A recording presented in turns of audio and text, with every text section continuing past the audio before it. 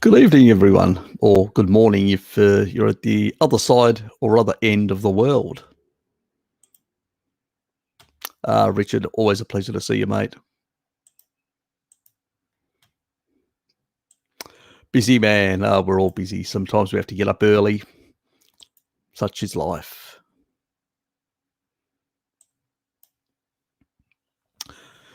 Yeah, I just got my laundry out and sorted that out, so it's out of the way. So got most of it done, so at least by tomorrow it should be mostly dry. And then, because I've got where I hang the stuff is actually in that room that I'm clearing out, so that means I won't have to worry about any more laundry. And after that, I can just pull it out and go Sil, and then just basically start doing the rest of it. Dominique, mate, good to see you, mate. Yeah, so once all that gets sorted, I can then the rest of the week in the evenings, I can sort of do the final little bits and pieces. I need to take the curtain down as well and wash that, put it in and wash that, get that out of the way. A few more things. Yeah, nearly there. Hopefully by next week, maybe even next weekend, I may be in there, not here. So it'll be a bit of a different sort of setup. G'day, Fluffy Robo. How are you? Good to see you here. So that's the sort of plan at this stage, is to get that room set up as quickly as possible, just in case we get the Delta variant down in Tasmania. We've got 0 cases at the moment, so do not have to worry about that currently. But that was weird. It actually didn't come up on the YouTube thing, but it came up on the wonderful. Sometimes one is slower than the other. Weird. Anyway, earlier today it was the other way around, which is more typical. Yeah, so that's the sort of plan, to get it out of the way before that hits, because then if I need to move to home, fine. And then all that's out of the way. I don't have to bloody worry about all that sort of bullshit that you get with the work environment, so it's a bit like that at the moment. But what can you do? Charlie, good to see you, mate. Hey, mate, new listener, been going through your old videos. Your info is very interesting. Thank you. You're welcome. I hope you enjoyed it. I try to basically... there's 2 aspects of my channel. I usually do talk about it, but in sort of passing rather than actually be specific. One aspect is to point out the bullshit. In science, there is either, the majority of science is epidemiology, which is sort of observational. And in terms of, there's a specific, the guy that actually developed this Bradford Hill criteria, the Bradford Hill, he basically was the guy that was involved in a lot of the research with cancer and tobacco. And he created the criterias, which actually showed that, there are certain things, the confidence intervals of basically these things, that there is a dosed response. The more you increase something, like smoking, the higher the disease. The less the more you reduce something, it goes the other way. And there is strong statistical sort of an inference. So he considered like an odds ratio of, in nutritional epidemiology, they call it risk ratio. That is completely and utterly incorrect. There is no risk that is being calculated. They're not calculating over a lifetime to determine risk. They're only determining over a couple of years, which they do the research. In order to determine risk, you have to do a lifetime observation and controlled system of type of research experiments.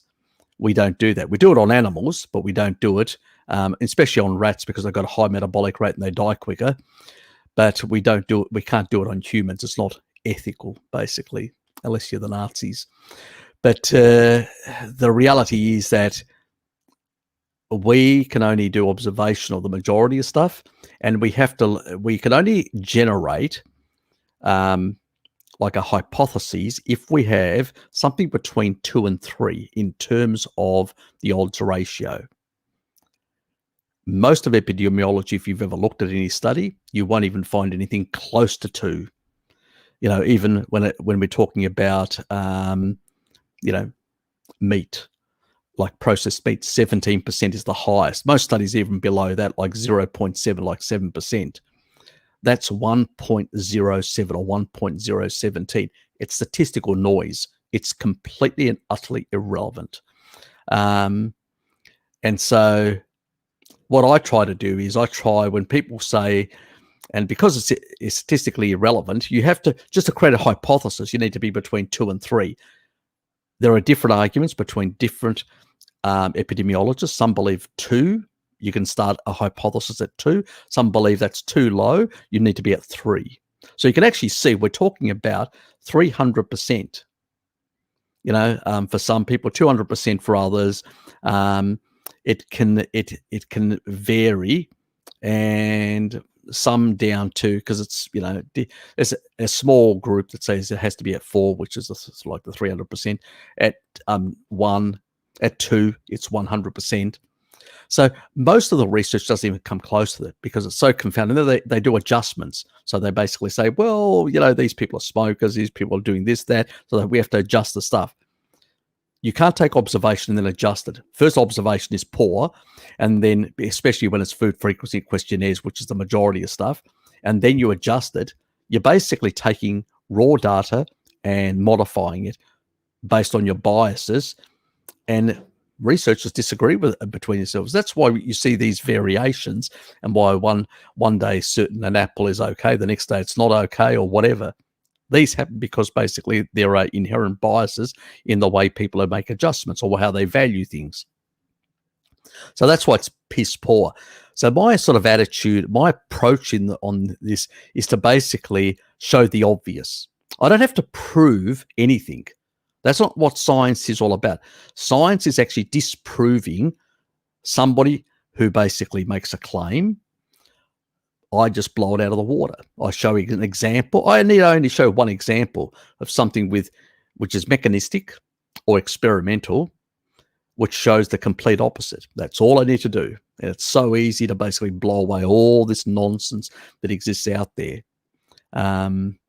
If you've ever come across Bart Kay as well, we sort of have a similar view that there is no long-term real research that can actually in any way demonstrate in any meaningful way that something is causal in nutrition, or that there is sufficient longitudinal sort of research that can actually show in any meaningful way that the arguments that most people make are of any value or have any real strength within people's lives. I mean, everybody can find somebody who's a smoker who's lived over 100. The French lady, she stopped smoking, who lived to 122. She stopped smoking at 115. Now she, consumed a lot of air. She ate eggs and a lot of, fatty cheeses and a lot of meat products. Wasn't really into vegetables. Were those protective? We don't know. Some people argue not. But. There's cases where people say 1 egg will kill you. So I just show you a study with 25 eggs a day. An old person who he's outlived his parents, he didn't have any special genetics. And that's the approach that I do. I go basically, okay, you're making an argument. You need to basically show me that is always happening. That is always the case. If I take a radioactive isotope of, let's say I take a bit of plutonium, I can tell you there's a dose dependency. I can give plutonium to anyone, they're going to get sick. And if I give them more, it'll kill them. That is a dose dependency. It fulfills the Bradford-Hill criteria in every single respect. Same thing with smoking in general. You can actually develop a strong inference. Like smoking is between 10 and 30. And that depends on how much you smoke and other lifestyle factors. But between 10 and 30, that is massive. We're talking about thousands of orders of magnitude. So most of the stuff out there is just bullshit. That's one part. The other part is to try and explain to people what things, from what I've discovered in research, seem to be plausible in demonstrating what is likely to be happening in our physiology. And that can give you insights into the way you can biohack your own body to get, because the thing that I want, and I suspect all you guys want, because that's why you're here, is to get longer lifespan. That means to live longer, healthier, like our ancestors did, and then just drop dead whenever your cell division finishes and all your cells go senescent because they can't cell divide any further. And then pretty much you got organ failure and you're dead in a very short amount of time. And that's where I want to get you. I want to get you to the stage where you can actually have a good health span. The rest of it is pretty much meaningless. It's just bullshit. If you basically got a bag full of drugs, that's not health span. That is chronic, and that is really living hard. Dying hard is what I call it. And yes, been there, done that, and now I'm trying to get a health span since my cardiovascular days and my double bypass 10 years ago. So my goal is to basically reverse a lot of that, and a damaged lung that's been reversed largely, and all these other things. So fatty liver, gallstones, gallbladder issues, kidney issues. It's an endless cascade of ailments that I've gone through. It's probably helped me learn a lot in that regard.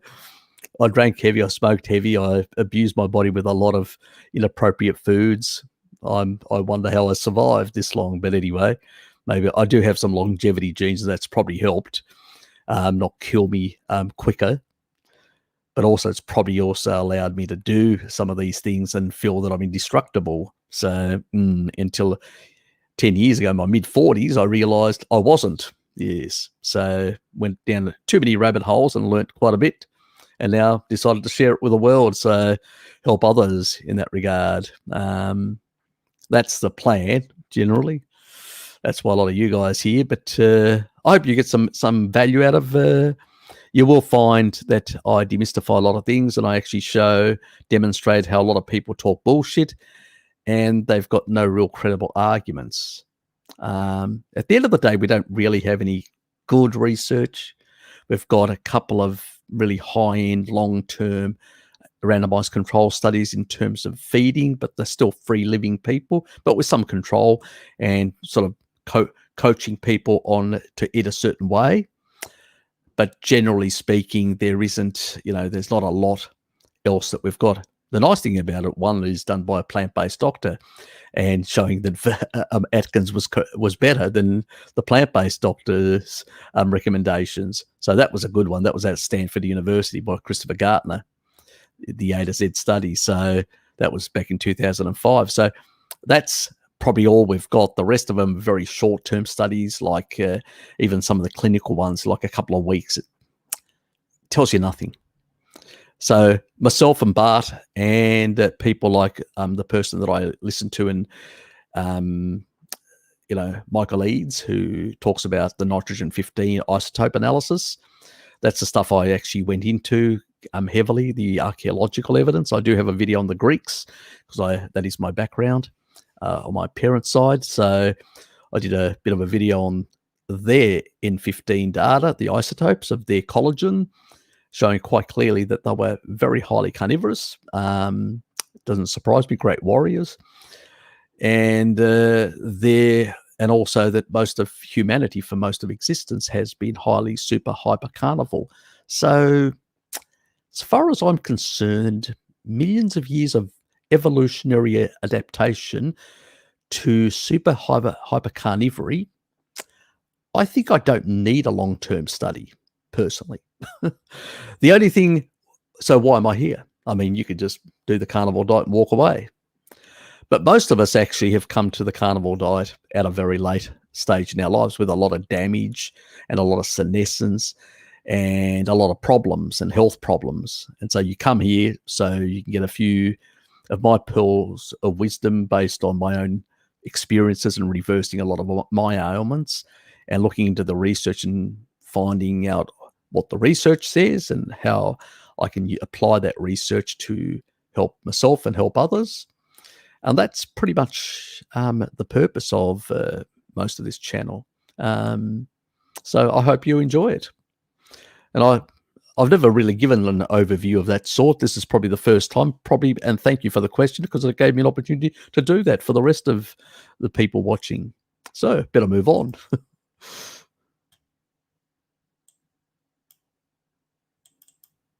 David, good to see you, mate.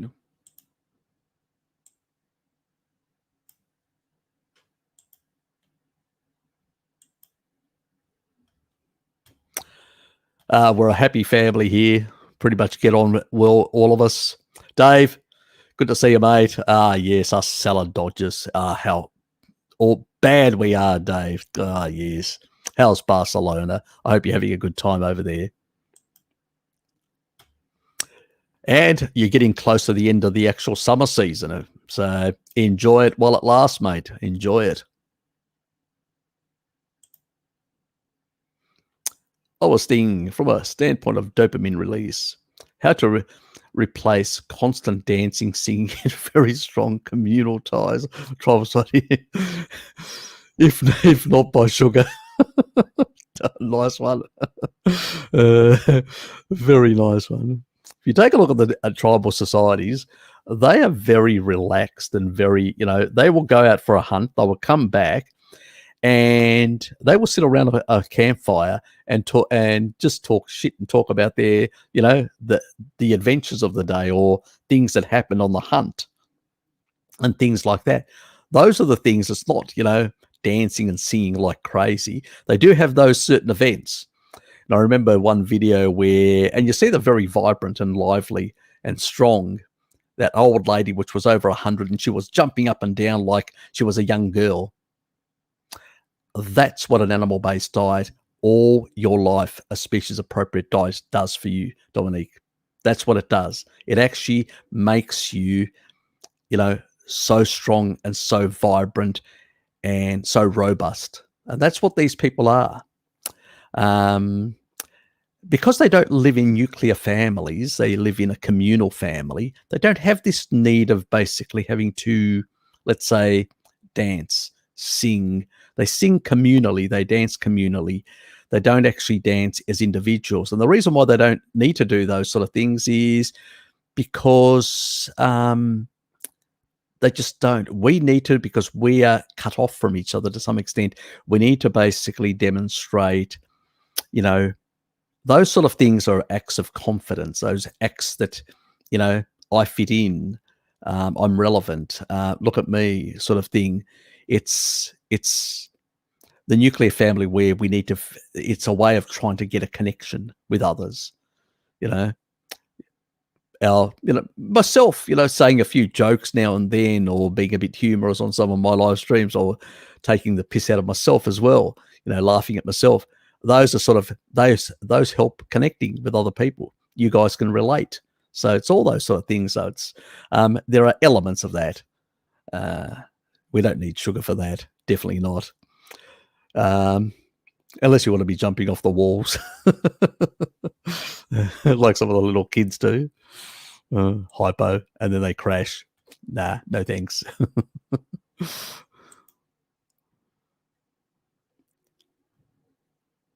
Yeah, exactly. Yep, precisely.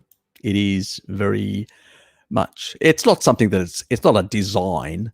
It's not basically something that we designed in the system. It just is a product of the way our economic systems unfolded, that have created this. If you go through the history of humanity, every single economic system that's actually come forward has actually had this feature of actually breaking apart communities more and more. In our modern world, even more than before. Because of the economic system, the way it works, there's less of that communal sort of, even in a feudal sort of state, there was more communalism. People lived in the village, they were connected and all that. That sort of eroded completely. So in a factory-based system, you're just a cog, you're a number. And that's sort of the difference. And that's why we look for these. We end up joining political parties or joining groups or joining all sorts of things where we're in search of communal or some communal connection.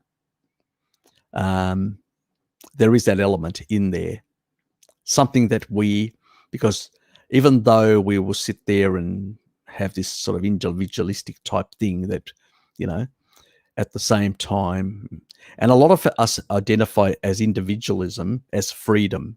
That's not the same thing, because tribal people were free.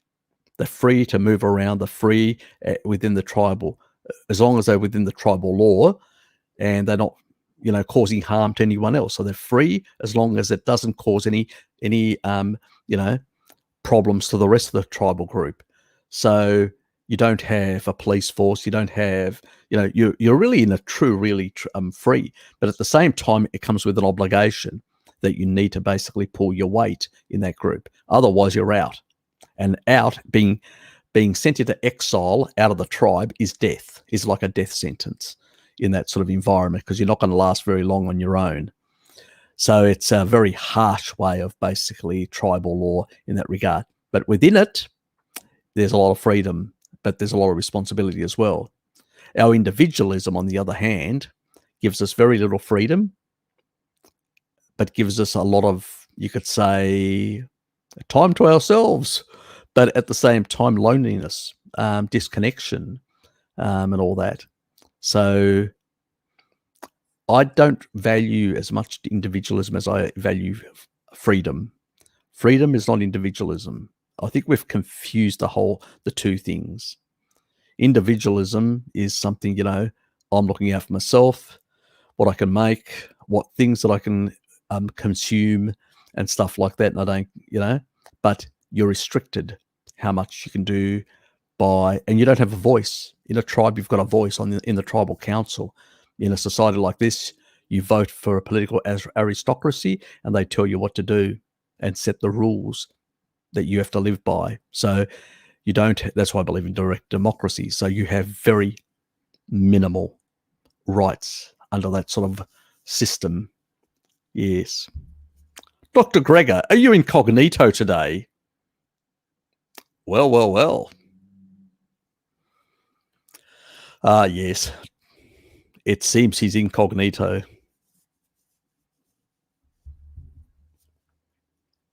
You should check out that video that I did on myth and on basically homocysteine. You actually were really good at presenting my arguments.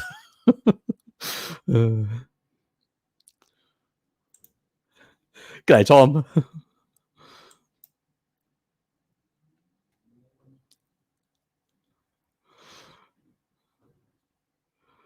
Yes. And even if you got a bit, it was seasonal. You got bugger all. G'day, Tracy. Good to see you here. Another person that loves. I suspect the majority, that 67% is probably coming from women mainly. The men going, no. Man up. So we're getting good results. I haven't looked at the previous stats to see what the previous one on the morning one was showing.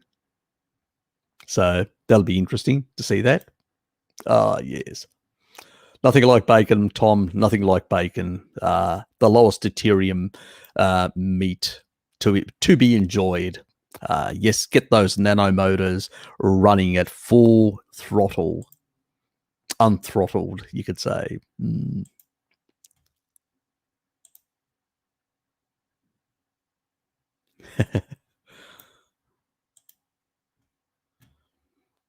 Yes. He definitely, Tom, is basically depleting deuterium and improving his redox potential of his mitochondria. Yes, very good to hear. Very good. Yes. We need to make it easy for those electrons to be moved through the electron chain. Yes, very much so.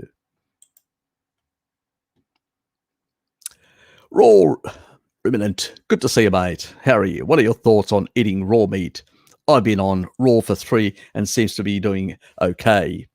The reason why we cooked meat 1.5 million years ago and were adapted to it is to basically extract more energy.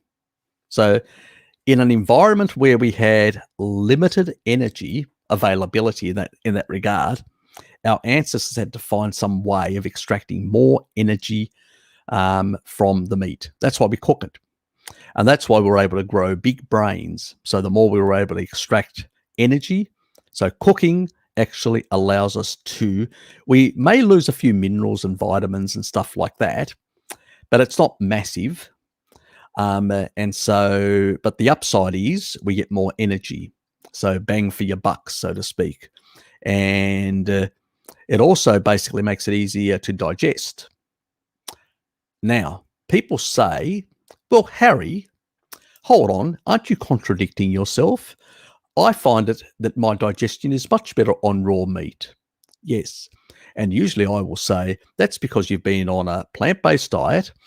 You may not be able to process that meat very well on its through the normal digestion because your stomach pH may not be getting as low. You need, by now after 3 years, you've probably got a better pH, but in the early days you wouldn't have. So that sort of sunk in. And the other one would be that you may have had a gallbladder issue because most people, it's the old thing, use it or lose it. If you haven't used, if you're low fatting or you're eating less than an appropriate species, appropriate diet, which is what most people do now. They eat more than 50% of their calories come from plants. And that is why we've seen an explosion in gallbladder issues, where in the past that wasn't the case. Nearly 70% of the diet was animal-based. So our gallbladder literally pushed bile through every single day with no problems. When you don't have a very active gallbladder, what happens is you end up building up sludge or stones, and then it becomes less efficient. So when it becomes less efficient, what happens is you start potentially also pushing a lot through. The bile ducts actually go through the pancreas, and you can actually push quite a bit of sludge through those, and you can block up the pancreas, causing yourself mild pancreatitis, or even if you don't cause yourself full pancreatitis, you can still block some of the enzymes getting through. Eating raw meat, you're still getting some of those enzymes. So you can actually digest better because of those digestive problems. And as I said, you can correct that with taurine. By adding more taurine, you can improve your stomach acidity and stomach function, but also you can start clearing out a lot of that sludge, stones, and whatever. You can emulsify that stuff and start clearing it out better. You may have to also take like a bile salts for a period of time to basically force the issue. And that's going to cause some diarrhea issues and some loose stools, unfortunately. And it usually the best giveaway is that when it's because I've been through this myself, so I know. When it's in the early stages, my feces were more grey, and I used to have pain under my liver, and it was more grey coloured. It was a very funny sort of colour. It was all over the place, and it would go from diarrhea to constipation, all these sort of things. And then I found out that taurine helped emulsify, and I did all the other milk thistle and bile salts and stuff like that.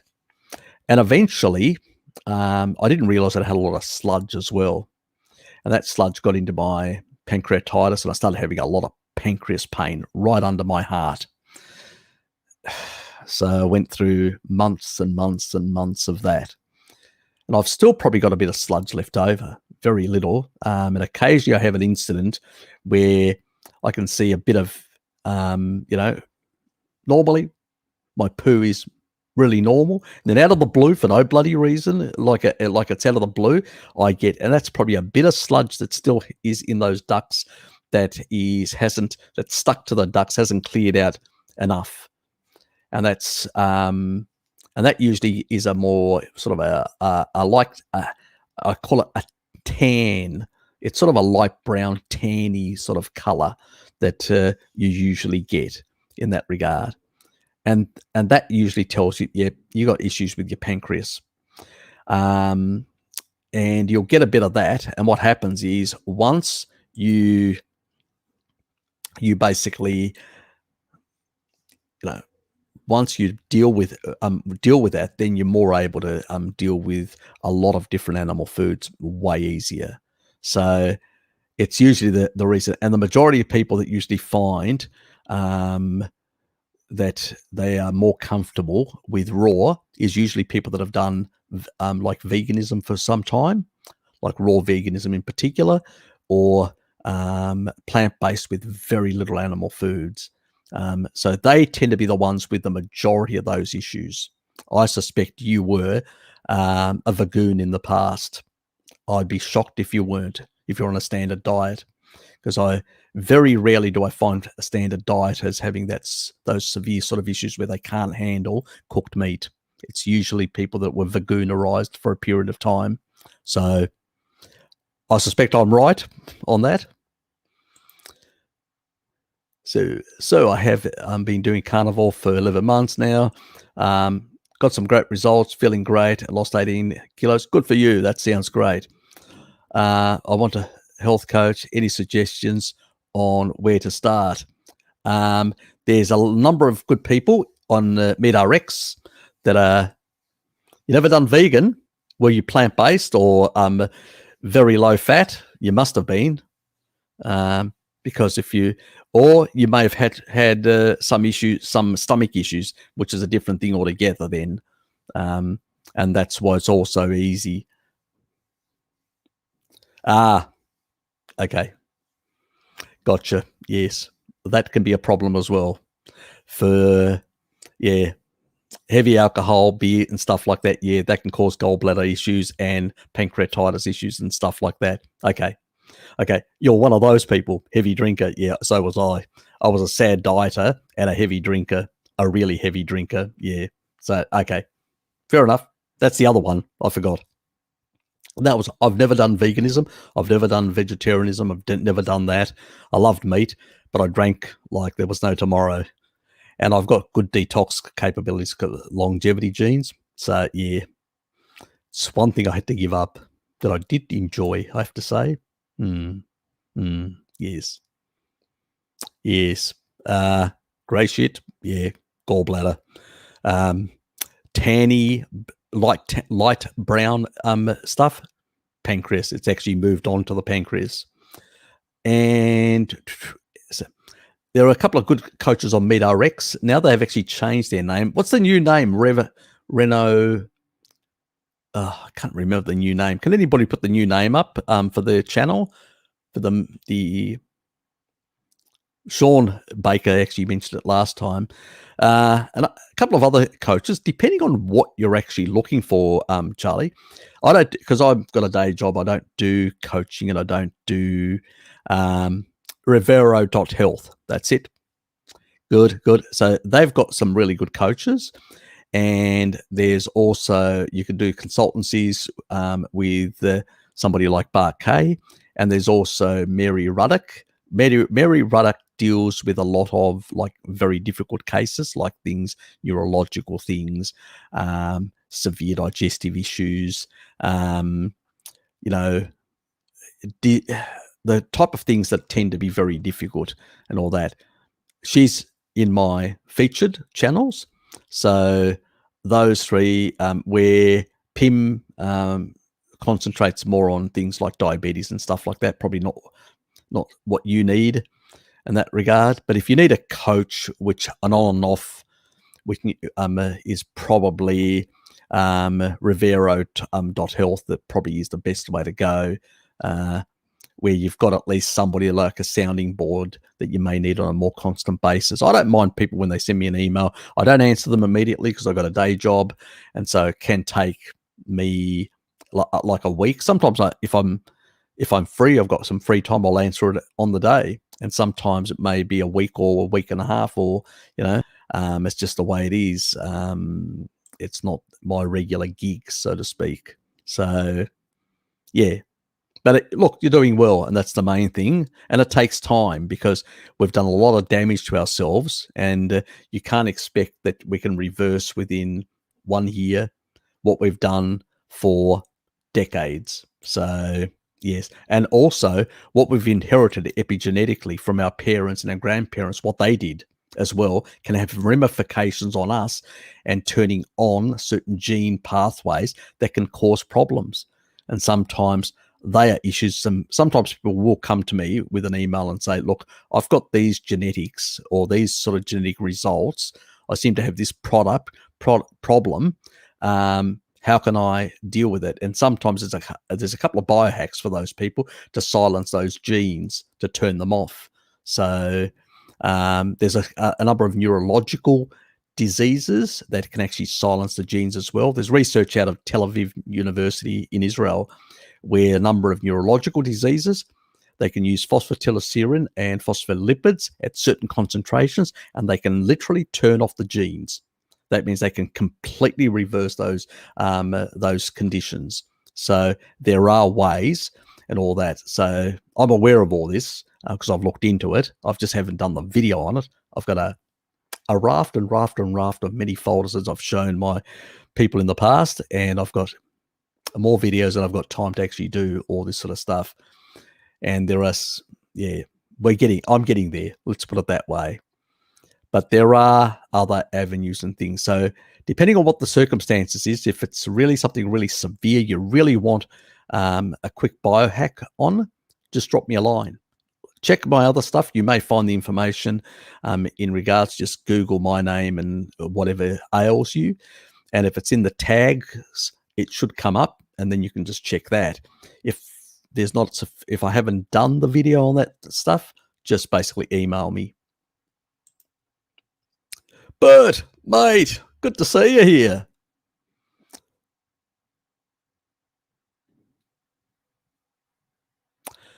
Not really. Definitely not really. I don't see the value.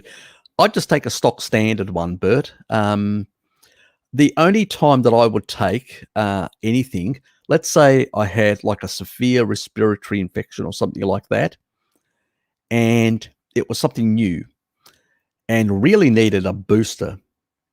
And I've sort of neglected myself a bit in terms of vitamin D status. I would go and get injectables because it actually is giving you the active form of 25-OHD, which is the stored version. And basically it means that, then you're getting it immediately. It doesn't need to be converted via the liver. And then it's there available for the kidneys to convert it to 125, the active form. So that's pretty much it.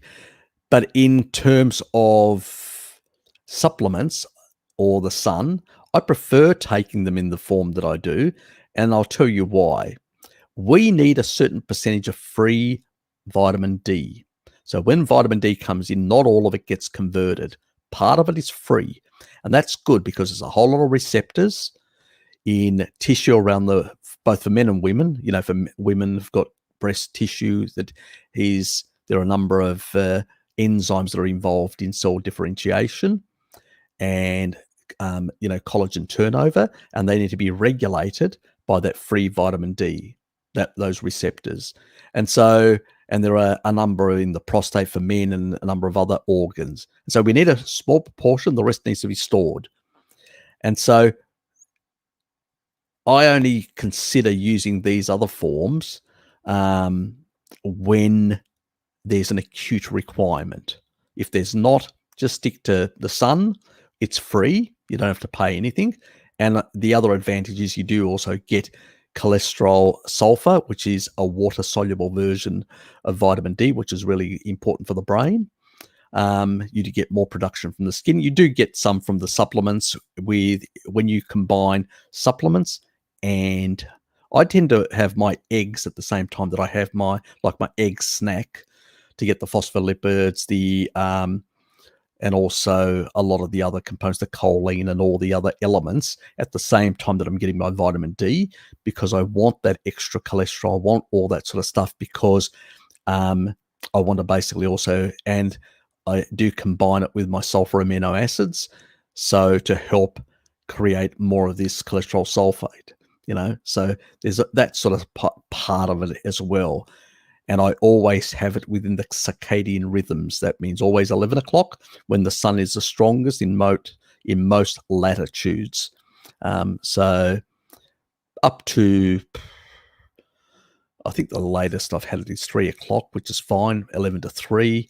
But generally speaking, I usually have it between 11 to about 12-ish, maybe 12:30. Depends whether my bloody, either somebody contacts me at work or, and I'm going, because I've got a little thing that, a reminder that pops up and goes, you need to take your supplement, or you need to take your taurine or citrulline for your vasodilation and stuff like that. So I remind myself to do those things in that regard. Yes. Tell you one thing, I don't have to remind myself 30 minutes before doing the business, so to speak, for vasodilation. Yes, citrulline, the natural Viagra. Anyway, what are your thoughts about using aluminium cooking utensils? I don't use them. Are you like stainless steel? I use the stuff that I have at home is stainless steel and glass and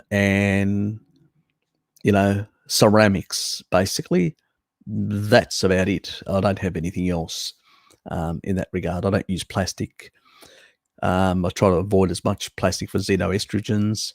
Well, you can methylate those away with extra choline in that regard, but I'd rather use the extra choline to support the methylation pathway for homocysteine and other things, rather than actually using it up for xenoestrogens. Because when you're actually using up for xenoestrogens from all the plastics and the phthalates and all that sort of stuff, what you end up doing is you end up reducing your methyl donors, and as a consequence of reducing them, you end up basically not being able to deal with enough homocysteine in the system. So it's really important to basically, these things are another reason why people have difficulty with homocysteine. Forget about being a plant-based thing, it isn't even going to be worse. So, yes. Are you a proxy vegan today? I'll believe anything. Good to see you here, Dr. Gregor. Always a pleasure, mate. Always a pleasure. Mm-hmm. Yes. Enjoy your carrots. Carrot sticks, to be more precise. Tracy's so not New South Wales and no freedom here. God, Tracy, she's always moaning and moaning and moaning. Up until probably a couple of years ago, she was basically saying, I'm a Sydneyite. I'm a Sydneyite. You're only from Hobart, Harry. Like some of my rallies. I'm a Sydneyite. Now, you're a caged animal. Yeah, I know. It's awful. Yes. What do you expect from a Tassie devil? Don't expect much sympathy. Keep them out, I say. Close it. Pull up the drawbridge. Nobody allowed across the Bass Strait. Keep them out. Declare Tassie independence. My grandparents used aloe for years, Dave. Still can't think it's a good thing though. Yeah, probably it isn't. Look, let me put it this way. If you've got a good functioning gallbladder, the majority of any excess metals, the bile will actually excrete them.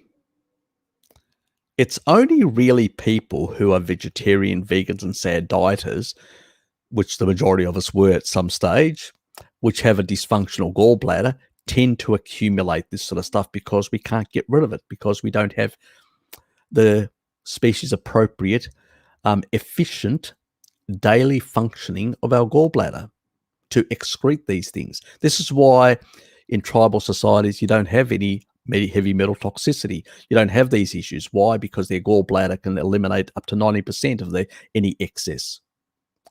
That's the reason. The majority of minerals are excreted via the feces, via bile salts. So if you don't have a good functioning liver, gallbladder, yes, that's when it becomes a problem. So probably not, but I always say, why add to more? Why add more issues for the body to deal with? It's like the xenoestrogens of plastics. Yes, if I take extra choline, I can probably a couple of extra grams and lower my blood pressure at the same time, and because it does that as well. Eggs are great for lowering blood pressure because they're full of choline, and on top of that, it will also methylate a lot. But you know what? I'm going to be taxing all these systems. Those systems could be doing repair to my tissue so it doesn't become senescent. So the more you tax the system, the less it can repair tissue and the more you age faster. So there's a cost. Whether you like it or not, there is so many enzymes the body can transcript, and there is a rate limiting number of enzymes it can produce to do a whole lot of biological functions. So we don't want to overuse these things. We want to basically direct them. That's where biohacking comes, to live a longer life.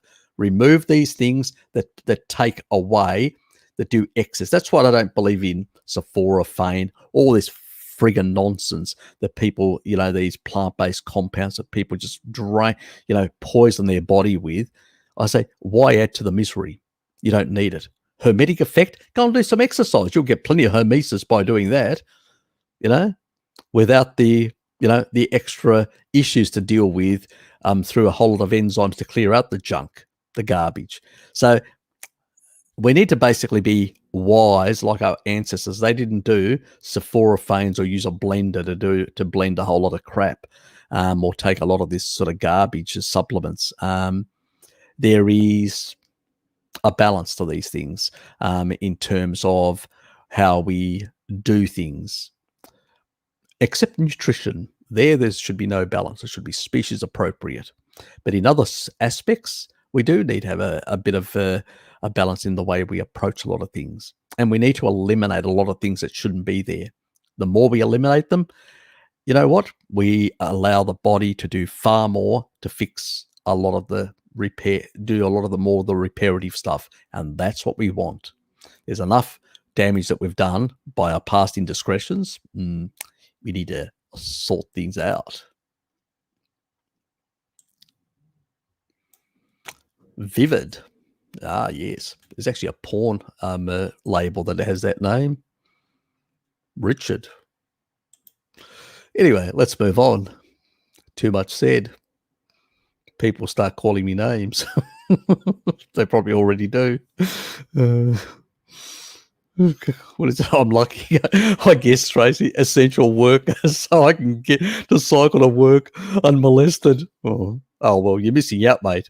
Richard, you're missing out. No molestation? God. I mean, what fun is that? Being too protected and being essential. I've got a special essential worker. Fuck. Nice one, mate.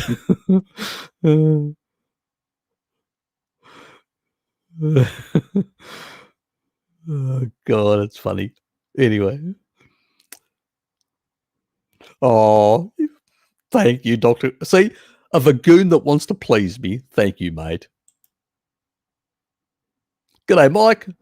Harry, what's your opinion about raw meat? I just answered that. You'll have to go back and view the first part. So I'm going to have to do a video on this. Mike, I've already answered. I'm not going to answer it a second time, but I will have to do a video on this that basically covers this truly, because that's what I need to do. Is I keep on getting that answer, that question constantly. Yes, that needs to be covered. Delays. Maybe I get a chance next week to do it. A quick one. Harry's view on raw meat. Actually, I do consume a bit of raw meat, so don't get me wrong, I'm not against it, but I don't see it as a necessary thing to be done all the time. I also do some fermented foods, animal foods, so I enjoy those as well. So there is value in all that sort of stuff. The Inuit used to do it with a lot of fish and seal products. They'll throw them under the actual ice, snow, and then it's not ice, snow that they use to cover, and they'll let them ferment. So yes, it'd be very tasty. So to be enjoyed. Thanks, Richard. God, what? He's an essential worker. He's loaded with money, it seems. Thanks, mate. Thanks. Appreciate it.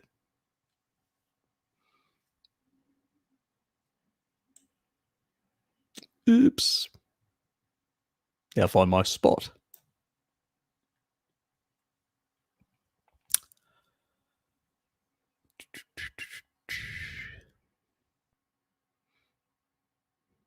Oops, oops, oops. Oops.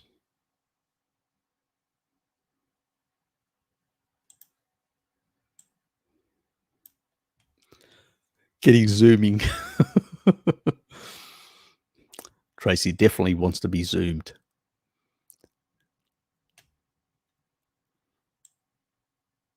It'll probably be like, the Q&A that we did for the COVID thing. It'll be probably the same sort of time frame to try and get the majority of people, and it will be on a Saturday for the majority of us. So it's trying to get most of the planet in at the same time. So it's probably going to be for an hour or two, sit around, have a bit of a chat, just talk amongst ourselves, get to know each other, throw a few things up. People can ask questions. I'll leave it to the floor to, decide how it goes. People can talk about some of their anecdotes, experiences and stuff like that. They may be insightful for people, because as we said, there's a lot of things we don't have research, and sometimes people may have similar genetics and similar issues to others, and those things may be applicable, and people may go, I don't something or whatever. Or we may just want to talk about a bit about some of the, let's say, controversial stuff in the carnivore community, or with COVID or other things that we find it difficult to discuss, like in these sort of settings, because it's, let's say, we find it restricted. So it's not as easy. And the same time, want to be more open with like-minded people in that regard. So yes. As long as people are respectful to each other, that's the main thing. So, the rest, I'm free to entertain most, even controversial ideas by people. So that's what it's set up. It's not there to basically, for me or anyone else to tell you what to believe. It's there to basically for people to bring up things and in discussion points. But be prepared that if you do bring up controversial things, I'll probably have an opinion about them, and I'll probably have an army of, points or stuff that I can point to cover because usually when I discuss things, I usually can evidence my arguments, or otherwise I usually tell you guys, as you quite clearly know, this is an opinion or a speculation based on the best understanding of the science to this point and nothing else. And I'm quite clear about that, so none of us get in any way confused. Stenny, mate, how are you? Good to see you. It's been a while.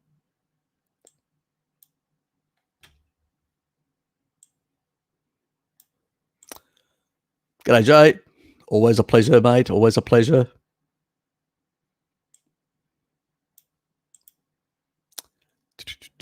I seem to have more energy on Raw.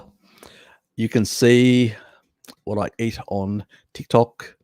My kids put me up on it, Tom the Bricky, in the beginning. I had a grey shot, but all good last 2 years.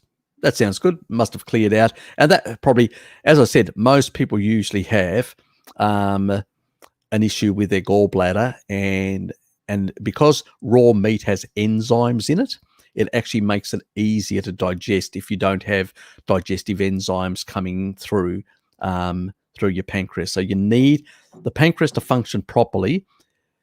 You need a gallbladder to function properly, unfortunately, because they're interconnected and they each signal. So when bile comes out, it signals to the pancreas to excrete.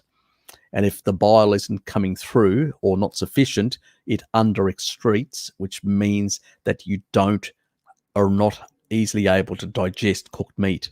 And it's really problematic for people. But and that's why people sort of go to raw meat, because they find it easier, because cooked meat is much harder without the enzymes. That's where the issue lies, unfortunately, for a lot of people. But as your digestive system improves, you will find you can tolerate cooked meat again, and you're able to digest it without any issues over time. So, and you will again gain more.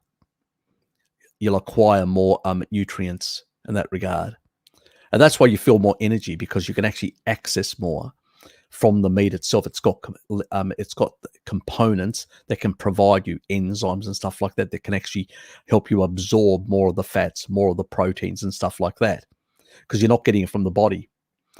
But when you cook it, you're killing off the enzymes that help you do that, and then you're not getting it from the cooked meat very easily, and so you don't feel like I'm getting enough or energy or stuff like that. That's where the problem lies, and that's where you notice the difference. So it all has to do with pancreatic enzymes and enzyme production and signaling from the gallbladder. Unfortunately, the gallbladder, that is the major signaler, because when it pushes through, it usually combines bile with those proteolytic enzymes. And how much depends on the excretion rate. So yes, if you've got issues with the gallbladder of any sort, it becomes a problem. It's like anybody that, even I found, I had a period where I started having really a lot of my meats, having them, even though I like cooked meat, I was having them like rare, and sometimes just raw or rare or stuff like that, because it was just much easier. I know what you mean. I've been there myself, and I was a heavy drinker. So that was my problem with my gallbladder issues. So yes, I can relate.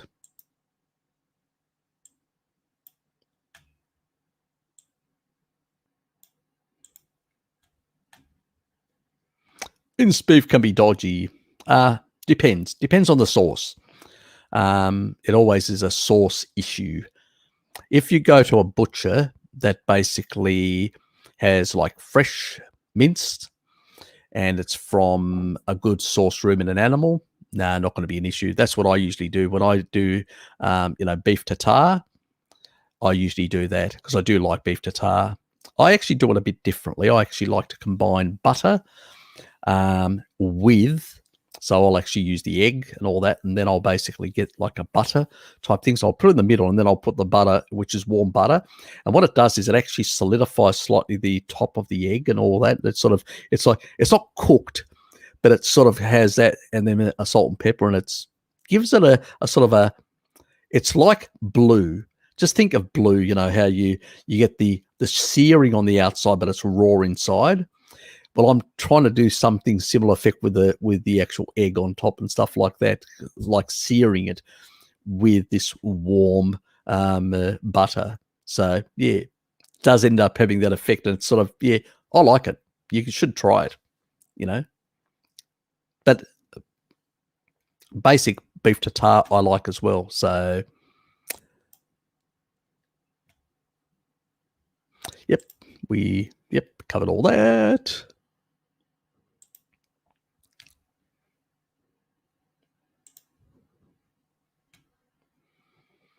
Yes, Tracy got a laugh out of that.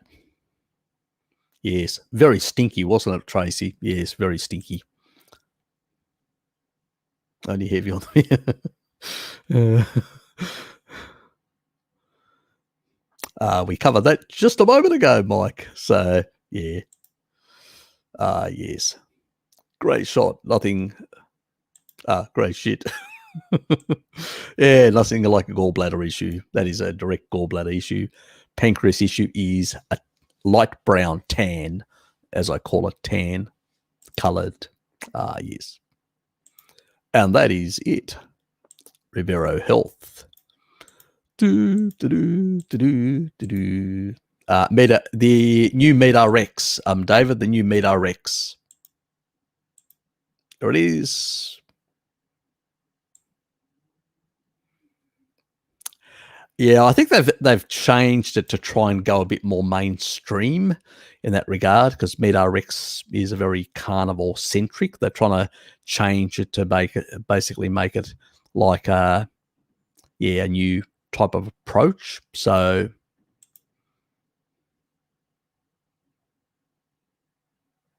yeah, look, you contact Bart K. So if you check, he's one of my featured. So go to ask Bart, and he knows Sean, and probably could do an intro for you. And he knows some of the coaches as well. So check them out.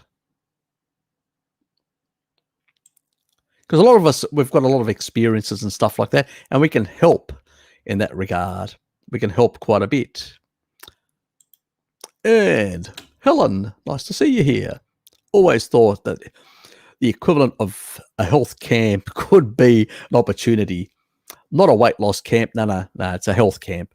But somewhere people can learn nutrition skills, health lectures by those that can debunk SAD, etc. Yep, that's the whole purpose. It's basically for, people just to sit around in a light-mannered way and just, talk about their experiences, things that they've heard, controversial things. Because sometimes people, they feel uncomfortable, they sort of hold back and all that. And in that sort of environment, sometimes people may need somewhere where they can actually just tell us a bit of a story, and find out, have people had similar experiences, because sometimes we have and sometimes we don't. And there may be one or two other people that can probably help a specific person.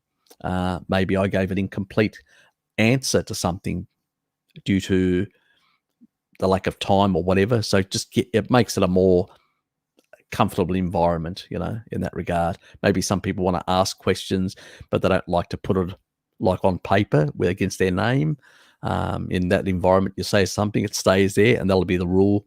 We do not basically take anything from the Zoom, because otherwise, if that was to happen, I would shut it down, never do it again, because I do respect people's privacy. So that will be an important thing as a rule, to respect people's privacy. That goes without saying. That's the reason why I've got my email address is the one, the Proton Mail, which is out of Switzerland, which is basically fully encrypted, and not even the NSA can get to it. So neither can your health provider, and that's important.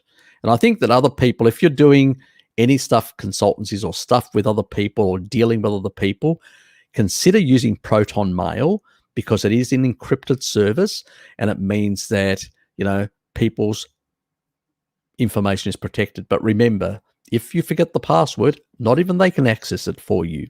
It's really that secure. They deny themselves access. So yes, you need to make sure you store your password and username, your email. Well, obviously your email is going to be your username, but your password in a very secure way, or something that you can remember, because yes, very important if you do that. I think it should be held in Tasmania after the disease calms down, Helen. In for Harry. Oh, God, don't have the space, mate. Don't have the space, Richard. What do you think? I'm a billionaire or something? See, it's cheaper online for everyone. No travel costs, no accommodation costs. God, place will end up like sardines, one person on top of the other. Exactly. Oh, yes, exactly. Yes. People like those New South Wales people that are under lockdown. Yes, yes. Yes. Your Premier is so efficient in keeping you under control, Tracy.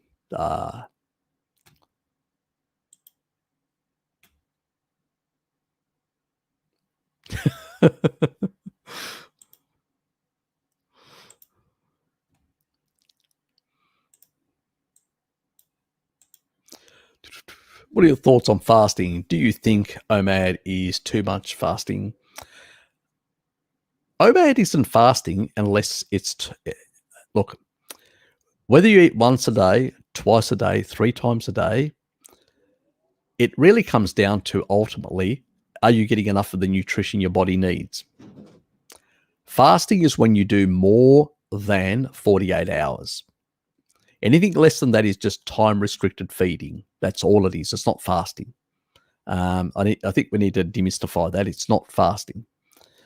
So I sometimes have 1 meal a day and a snack. Sometimes I have 2 meals a day. And it's usually in light time, circadian. So I try to basically stay within the light.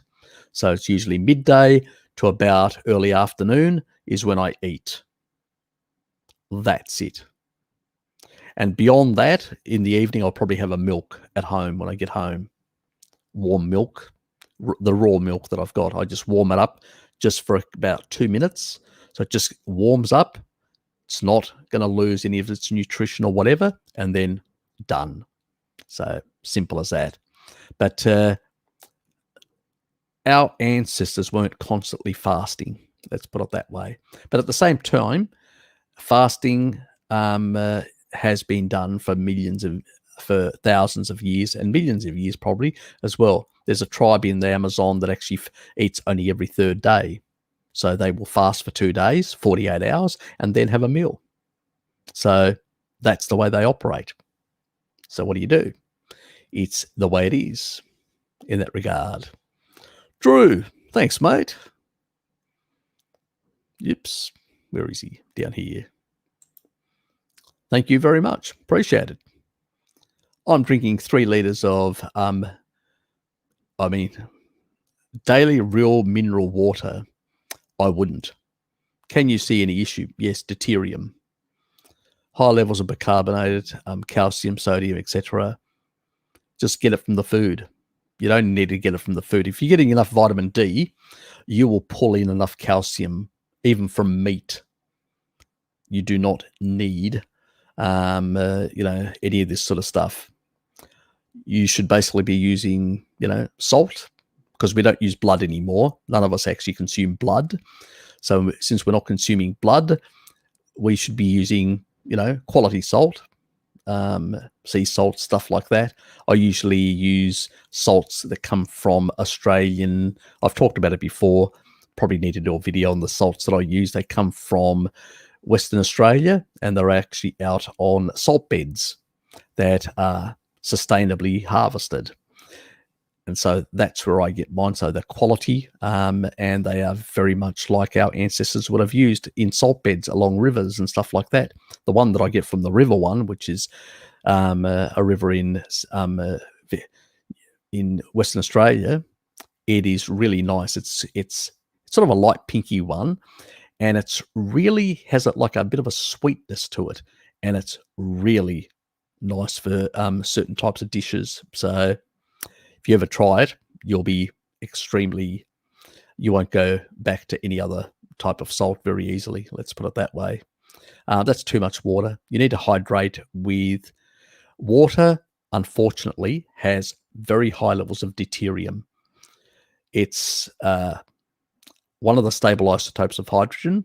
So you've got, your stock standard hydrogen, HO, you could say, and that basically is hydrogen that has a proton and an electron orbiting it in a haze. It's a haze type thing. It's not really a sort of a normal orbit, and it can move between different superpositions in terms of quantum physics. But anyway, when you're looking at deuterium, it's called heavy water, used in nuclear reactors, but also it's a stable isotope, unlike tritium. And pretty much what it does is it basically has an effect directly on your mitochondria. So if it's very heavy in that regard, with a lot of your water that you've got in your system with these heavy isotopes, because they've got a neutron stuck in the nucleus. There's a proton and a neutron. That neutron, our body tries to get rid of. So if you know anything about the citric cycle, so the citric cycle actually produces water. That's the whole purpose of it. You probably haven't been told that. Even if you do biochemistry, they probably haven't told you. But every single enzymatic stage is a dehydrogenase. What do you think that's doing? That's actually cleaving off hydrogens. It's creating metabolic water. Now, it can replace those. It's got other enzymes that can actually replace those to clear out the deuterium part and put hydrogens back in there. But it's a rate limiting thing. Too much, and it can't do enough. And so when you put too much deuterium in, some of that is going to get into the water pool that is in the mitochondria, the matrix, that inner part, and then that gets pushed through these pumps, which are the complexes in the electron chain, and they be pushed in the inner mitochondrial membrane, and that is the part, that outer part of the folds, and that's where the protons get together, and there's a proton gradients, and then that pushes through a little machine called an ATP synthase, a little nanomotor that rotates at 9,000 RPM, and it actually creates energy. So ADP gets a phosphate, ATP, adenotriphosphate, and that is the cause of the creation of energy. But if through one of those pumps, you pump through a neutron, and that gets through, it will bust those nanomotors. That means you won't be able to produce that extra energy that the electron chain can produce. So you'll only have a bit of energy from glycolysis, from pyruvate, oxidizing pyruvate. And that's a problem. And you do that for too many cells, they become senescent and then potentially can become cancerous. So you do not want high deuterium in your diet. These sort of waters are high deuterium. None of our ancestors consumed these sort of waters. Throw them out. You don't need them. What you do need is basically you need to hydrate with fat, not with water. Some water is okay. I mean, even I, for a dry throat, use some water and occasionally have a bit of coffee and stuff like that. But generally speaking, you do not want a lot of excess water, especially 3 liters. Very destructive, Drew, because it's too much deuterium. Your body can't handle it. Obviously, you're not doing a high carbohydrate diet, but can you imagine you're having 3 liters plus you're diluting your electrolytes? Not a good thing. You want to basically generate your own internal water. It's called metabolic water, and the body creates it itself the more fat you eat.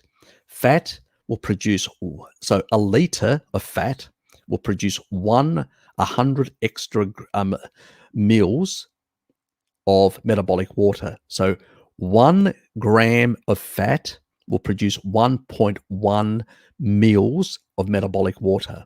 If you eat carbohydrates, which is high in deuterium, because it has to cleave off and get rid of that, it has so much deuterium in it, you will basically end up with less water. So 0.44%. So something like 50, more than half, 0.56 of it ends up basically being urinated out. The body gets rid of it, because it's deuterium, full of deuterium. That's why those idiots that actually talk about drinking piss, they're actually drinking deuterium levels which are higher than seed oils. Our deuterium level should be, the sweet point is about 130 parts per million. Urinated water can be anywhere between 300 to 600, 100 in some regards, from sad dieters and people that eat a lot of these, drink a lot of water, and consume a lot of carbohydrates. People that are on a low carbohydrate diet can have anywhere between 150 to 300, in terms of their urine, because they're getting rid of less in that regard. And so do not drink your urine. Don't listen to those cockwombles.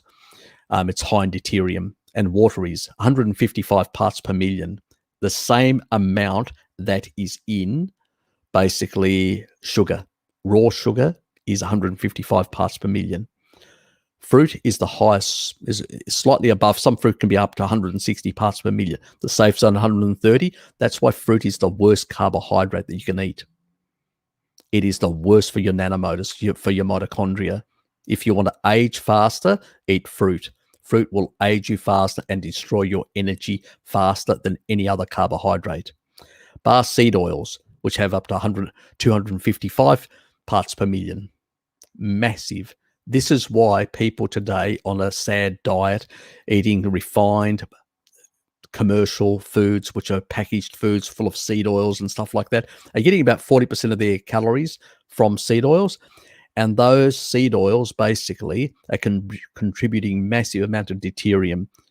And because you're eating a lot of sugary stuff, you're basically dehydrating yourself. Sugar dehydrates, fat hydrates. And as a consequence, you drink more water, adding even more deuterium. And it just basically adds and adds to basically the damage to your mitochondria. And then you end up an old person with a walking frame, because that's the only way you can get around, because you don't have much energy, and with a lot of senescence, heading for cancer potentially. That's why cancer has exploded everywhere. You do not need 3 liters of water, believe me. If you're hydrating with fat, you do not need that amount. And if you keep your insulin to glucagon low by being slightly mildly ketotic, you will basically be activating hormone-sensitive lipase and producing your own metabolic water from your own fat. That's the purpose of it. So please, you're drinking far too much. Far too much. And it's summer, mate. It's summer. It's not even summer. God, I can't even believe how much you're killing yourself really fast, rapidly. So yeah, throw it away. You don't need so much water. Focus on fat or from your body or from external. I don't know how. If you're very skinny, you can probably get it more from external. If you're very fat, on the other hand, you don't need to consume as much. Get it more from your own body by keeping insulin down and allowing the body to access that fat, because only when insulin is low can you access that fat. Hormone-sensitive lipase, again, can only be activated with lower insulin. So, yeah, please avoid that stuff really bad. So, now, where am I? Jay. Thanks, mate. Appreciate it. Hairy dogs. Always a pleasure, mate. Thanks for your support. God, that's gonna buy me something. I may have to buy some kit. Maybe I'll have to check one of those video apps. I need to upgrade some software. Thanks for that. Appreciate it. Only give if you want to. There's no requirement on this channel. I've said that quite obviously.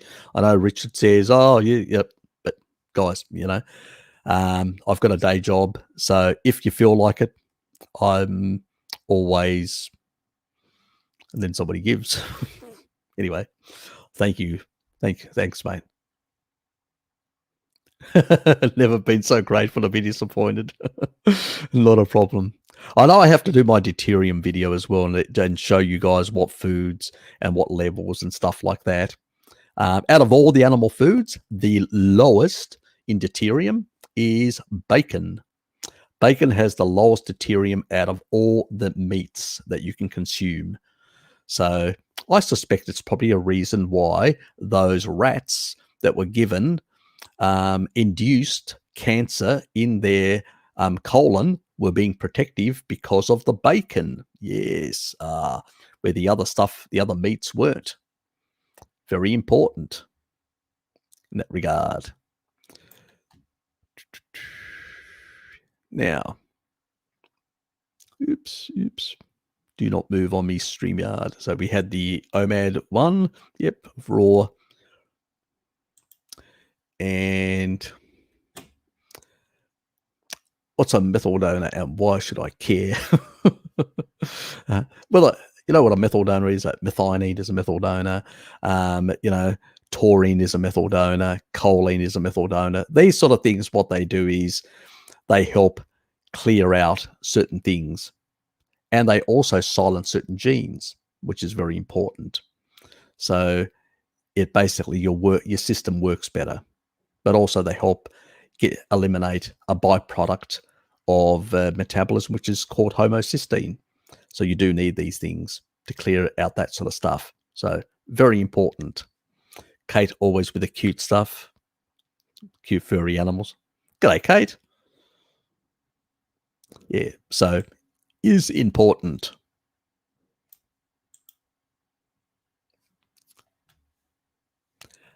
That's a bit, yeah. Would be nice if StreamYard would actually put the little thing, the furry little thing up there.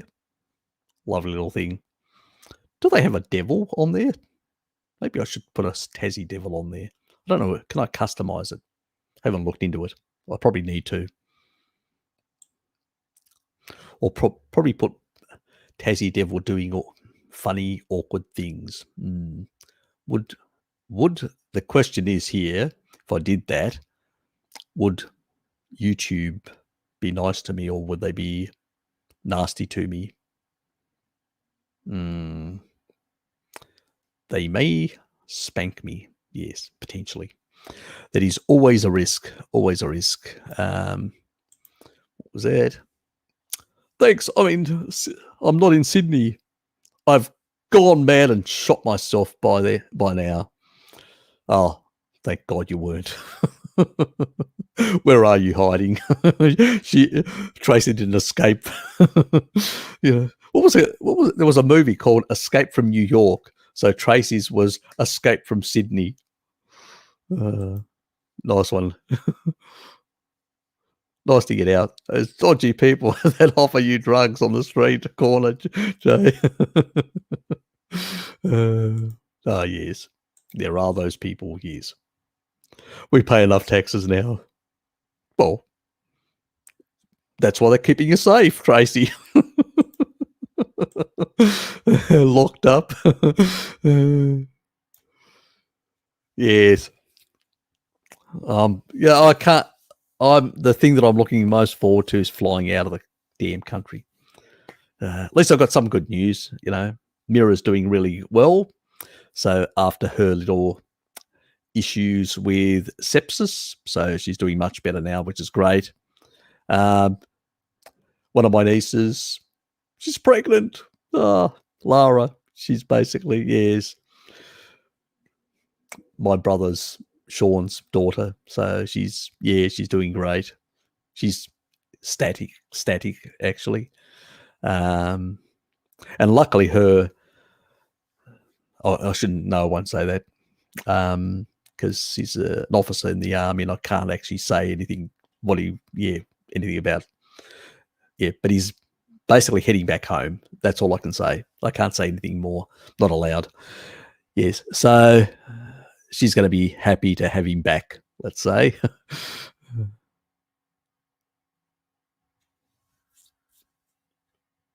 Yeah, I know, even when we were sent home last time, there were still a lot of people. But the funniest thing that I had experienced, Richard, was I was on the other side of the road. I just kept, going normal. And you'd see these people with masks and literally walking across, avoiding me. And it was just so antisocial. It was just basically, God, this is strange. I must be, the zombie, the unmasked zombie. That's how I felt. Not really, but, it's a good story. It's a good story, Oh, yes, Bert. In South New Zealand, someone was heard coughing. All airports were shut and the military were mobilized. And a number of them were sent to the Gulag. Yes, the New Zealand Gulag. Yes, they can take you out of your home and send you to the Gulag if you just sneeze. Be very careful in New Zealand. Very careful. Where is my treadmill technician? Oh, well, he's incognito as well. Hiding.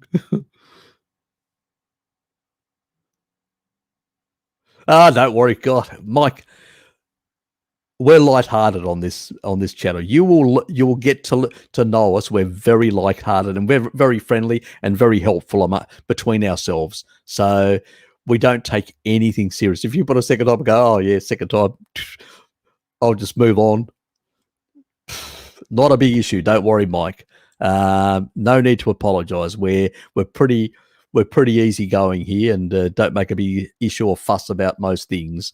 Life's too short to to get too wound up about non-issues. Let's put it that way.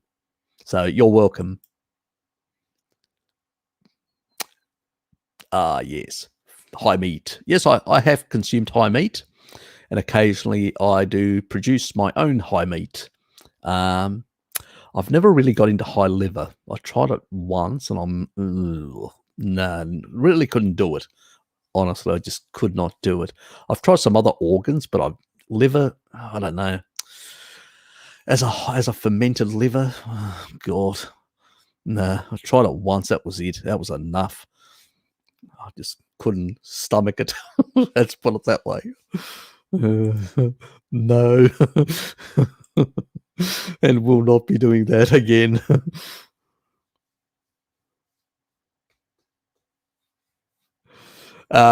Thanks, mate. Good to have you here. G'dah, Bunkle. See, even though it's a tongue twist, I got that one, more or less.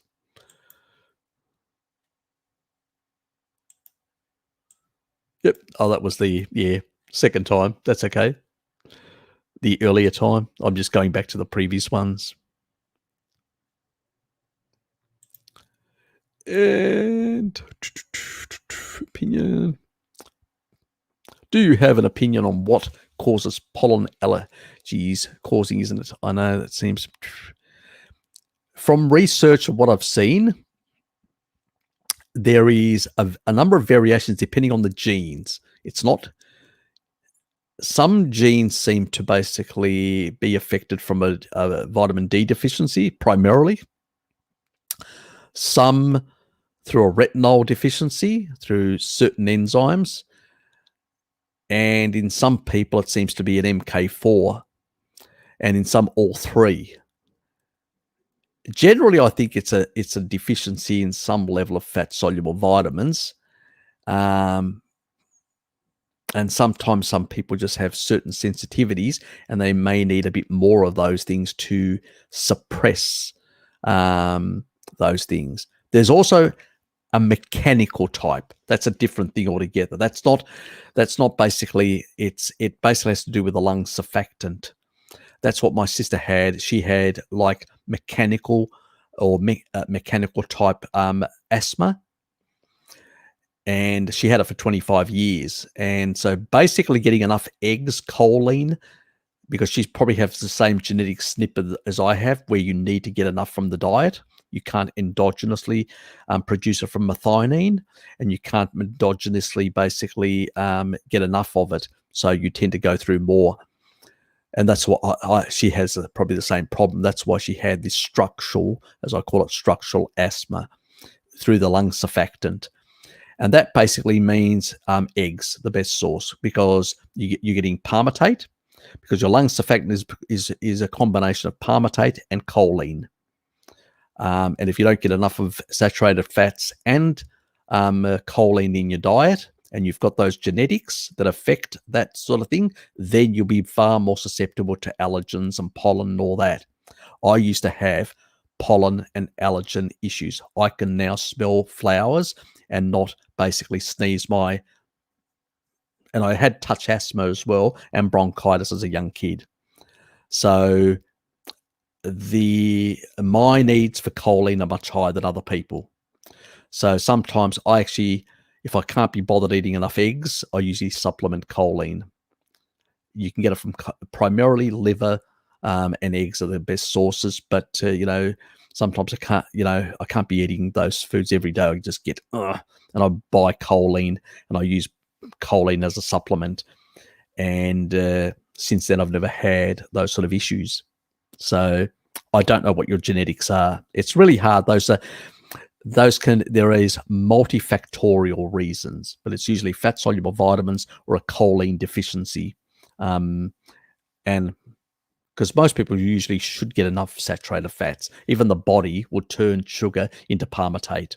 It's the safest storage form in triglycerides, and it's the most stable, and it can be cleaved off because it's a 16 carbon, can be cleaved off into 4 carbons for ketones as well. So it's the best way to store it. It's usually the choline deficiency that's a big problem for a lot of people, and they don't realize that they've got those genetic susceptibilities. Also, they may be eating species inappropriate. So what happens is they got high homocysteine levels from their old diet, and they still basically may be overusing a lot of the methyl donors. And so they're burning through the choline, and not enough choline is being used for lung surfactant. So that could be an issue as well.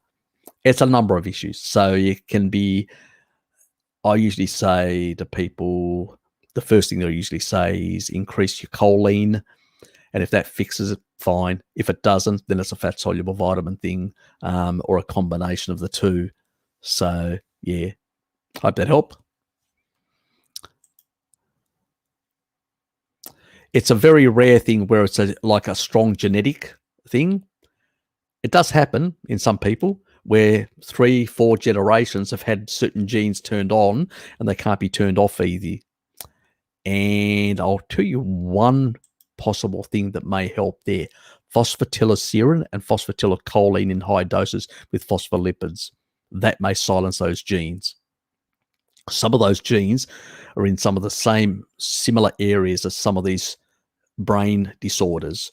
So that just came to me just then. That may be a hack, potentially. Yes. Lateral thinking on the fly. Yes. Let's move on. Yep. I hear about potential cytokine storms for participants in current experimental interventional gene therapy program. Yes, there is theoretically. As I remind Bart, it's theoretical, a possibility. We don't know enough. Look, most vaccines need to go through a 5 to 7 year efficacious trials period to basically have the tick off that they can be mass used for mass vaccinations. That's what they do. And, all the vaccines that I've had in the past, because I'm not an anti-vaxxer, I've used based on that. I've researched them and I've checked then to find out the brand and any genetic SNPs that are associated. Then I check my genetics and say, yep, I'm safe for that. I can take that. Or no, I better look for a different brand because my genes seem to not be very good to use that brand or that specific type. And it's the same thing with anything. So I very much do a genomics and the long-term efficacy studies, and where they've identified clearly certain populations and genetics that basically are susceptible. And then I make sure that my genetics are not susceptible, and then I will take the thing that I think is fine. These ones have not gone through that 5 to 7 years. These were accelerated. So we're playing Russian roulette. We don't know. Basically, we do not know. There is possibility that these things, we know from long COVID, we get this like mild type of cytokine type of effect, this low grade inflammation that is produced because of this, it's not cleared out of the system. And I think it's also this long COVID is a consequence of deficiencies. So people that have got very strong vitamin D deficiencies, can't regulate their immune system properly, usually have these issues. Ivermectin also helps to eliminate and help work synergistic with the actual immune system to clear this out when you end up with this sort of stuff. Also, we've known that some of these mRNA in particular, not the viral vector like AstraZeneca, but the mRNA types that like the Moderna, the Pfizer, there is a possibility. We know that we've had issues in oncology where some of the information is sort of embedded into the cell. And that's where the sort of issue is. Could that potentially cause, with a weak immune system in the future, a cytokine storm in some people? Maybe. We don't know. Could that basically cause potentially, not so much deaths in young people so much, but in older people? Potentially. There's all these. We know that this sort of technology also causes autoimmunity. It's well covered in the literature. And the rest is speculative risks that are potentially there. Do you want to play Russian roulette with yourself? I'll leave that up to people to decide if they do or don't. On paper at the moment, the only safer option is basically the Novavax, because even if you accidentally, and also the other issue is how much of that load moves away from the localized effect and spreads further around and then is able to get into the cells and replicate, is also depending on how you actually do the injection. So less experienced people tend to basically can hit a blood vessel and get into the bloodstream, and that will actually be more likely to cause a long COVID symptoms than if you inject it into the muscle tissue and don't get it into the bloodstream. That has to do with experience and how these people, and I think this hasn't got across, and why some people have worse reactions than others. So there's a lot of issues and a lot of question marks on some of these. These things came out of oncology. Viral vector, like AstraZeneca and the others, came out of oncology to be able to use to get certain substances into the cancer cells to kill them off. Should they have been used in this sort of environment? Probably not, in my personal opinion. They have too many risks, and they haven't gone through the 5 to 7 years to identify all those risk parameters. So we've got question marks.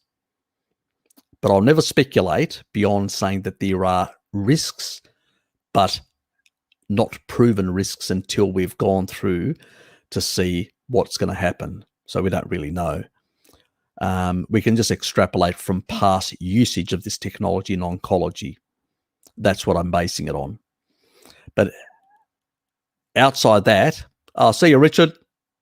I know he had to go because he's got some extra curricular activities. I can say that now because he's gone. Hopefully he doesn't bop back. But on paper, Novavax is a traditional one. It can't cleave off any of the spikes. They're rafted on a lipid nanoparticle, which is just fat, which they're rafted on.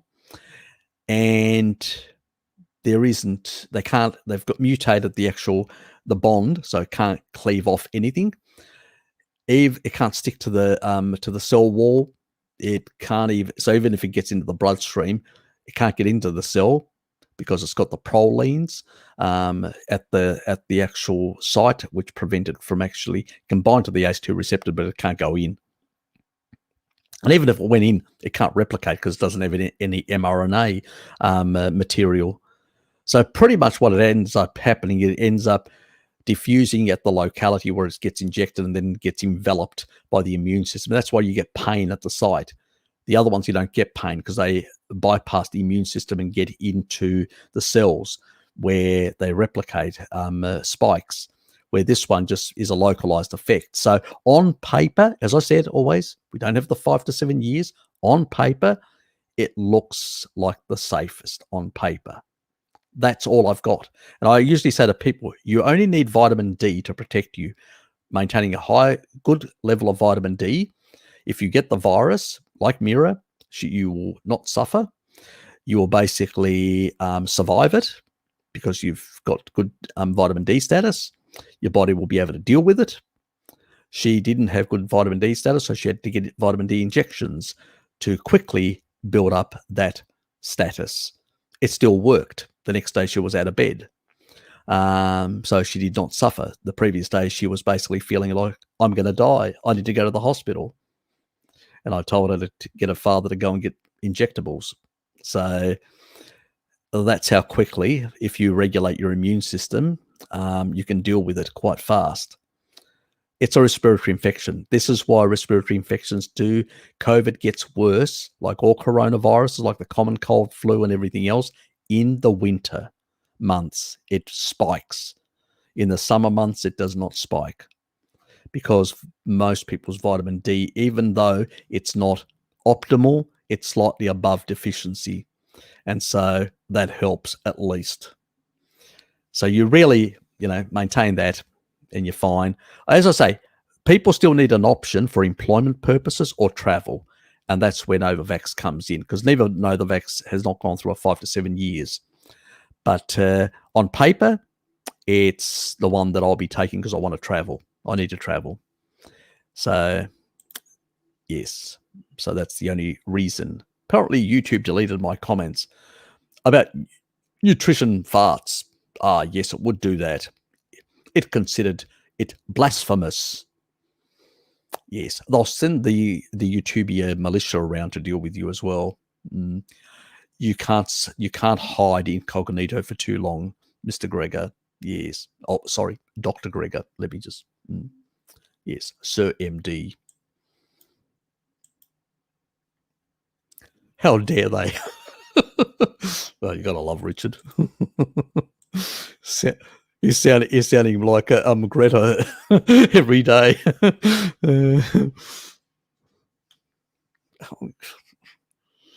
Can we hold off the Greta sort of stuff, please? Next, you'll be basically you'll be doing your hair in ponytails, you know. Oh God.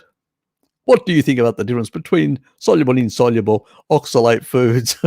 You mean the fiber shit? Would you say chocolate is not a problem if consumed with raw milk? God, probably not. No, I'm kidding. Look, chocolate is a problem. The darker it is, the more oxalate it's got. It's an oxalate-heavy food, period. So if you love your kidneys, you'd give it a miss. Yeah, pretty much is that reality, unfortunately. Now, obviously, raw milk can help, but it's not a panacea. Too much, your body can't deal with too much. It's that. Because even in ancestral times, people just had small bits. You know, we're just eating too much of this sort of stuff. And most green type stuff was very rare. It was seasonal. You only got very little stuff. And most of it's actually man-made, the recent stuff. So it's not even the stuff you find in nature. So, yes. So would niacin require 3-methylglycine overlook the pathway possibly for nicotinamide, the salvage pathway, you mean recovery enzymes too? Depends. Really depends. I don't actually. It's a pathway that I'm very careful with, the salvage pathway, because you got the Stewans off there, the PARPs and all that, and you got to be very careful how you play with that. That's where I'm very careful, because there is the CD also at the end of that salvage pathway through that. You've basically also got CD38, which is a protective mechanism that can be slightly affected. So we've got to be very, very careful. I prefer getting my niacin mainly from food, and if I'm going to use supplement, use a very small amount. As I've said before, we do not want to overload, because remember, what you're doing is you're improving the redox potential but at the same time, as you're improving the electron chain, that redox potential, you do not want to overload it either. Very important. You know, so we need to basically also improve that by improving the repair. So better sleep, better blue light management. Something that I forgot to do is wear my blue blocking glasses. I'm forgetting everything. It must be old age, you know. It must be the carbs that I had earlier. I'll actually show that as well.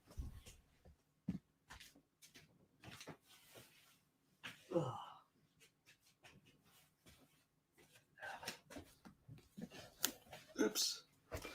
Roy's here. That guy was making no sense. Llama. When are you going to bring your llama back your theme? I like the llama theme. It was cute. Oh, God, I've mixed up my theme. Anyway.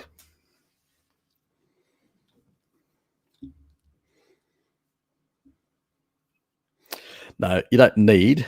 Your body can determine how much it will create of those enzymes as required. I don't like people hacking those too much because they can be problematic. If you're a tribal person, probably not a problem. But we're not, and we've got a lot of senescent issues. And that's why I've sort of moved back to the situation of talking about CD38 and basically dealing with senescent cells with fisetin and focusing on basically trying to remove the damaged cells using some, things like fasting, exercise, and basically using also something like Cerule, to get stem cell activation, more stem cells, more healthier cells, removing the bad cells, and then naturally lowering CD38, increasing NAD without requiring any niacin or any pushing these pathways unnaturally. That can be a problem. So, yes. Yes. I like the smile. You should have added, thank you, the llama. you get that for the llama. Yes. That's another video that I need to do. Because you've got people like David Sinclair promoting some very dangerous things out there that are going to cause people problems in the long run. Because another reductionist academic, unfortunately, as he is, longevity academic. Saladino, I think, organizes health gatherings at his home in Costa Rica, I think. I bet he does. And charges them an arm and a leg.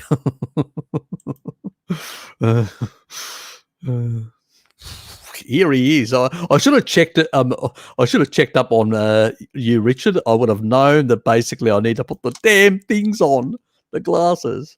No, New South Wales developed Bell palsy. Interesting. Oh God, you guys are comedians. I always knew it. This is a get together of comedians, isn't it? It's basically is. Not a problem. Look, I do occasional fasting through the year. So I also tie it up with my Greek Orthodox faith, where there's certain fasting days, and I do tie it up with that tradition as well. So, yes.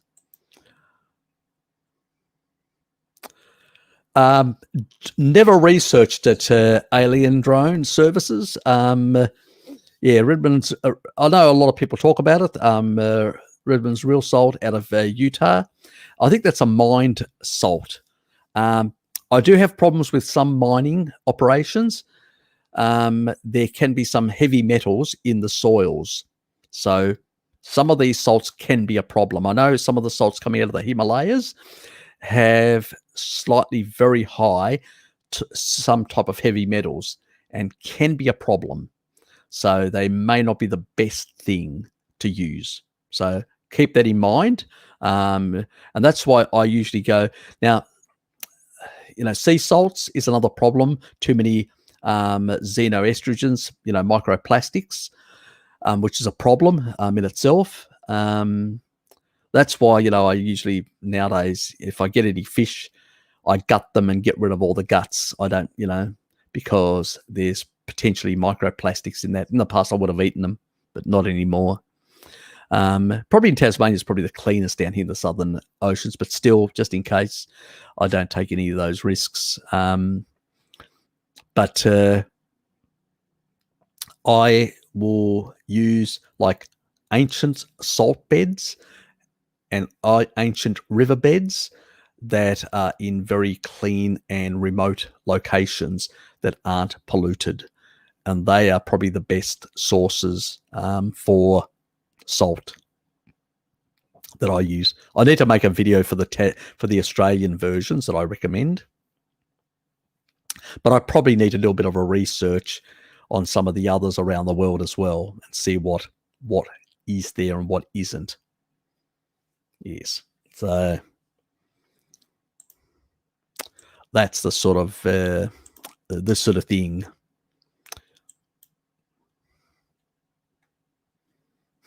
Dog bollocks.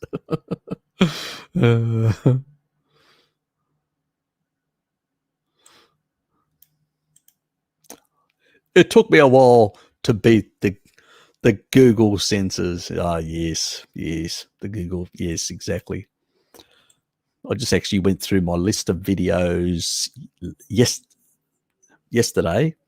It was a quick one, and I actually noticed that they've added some additional ones that are on the naughty list. So I mean, we can't monetize this one, so they've taken out more things just recently because there's some inappropriate language, and I use the F word quite a bit, and so I can understand why that has happened. And once I get through all of them, probably I'll be completely demonetized by YouTube. It's just a matter of time, as Bart says. So there's no hope with the YouTube censors. Had to be creative, Jay. Well done. Yes, exactly. Yes, we got to be. Yes, Tracy always gets a giggle out of it. Oh, yeah, exactly. Sometimes my best comments, and after that, it all goes downhill. Believe me, mate. It all goes south so rapidly. Good to see a rebel with a sense of humour, Jay. Yes.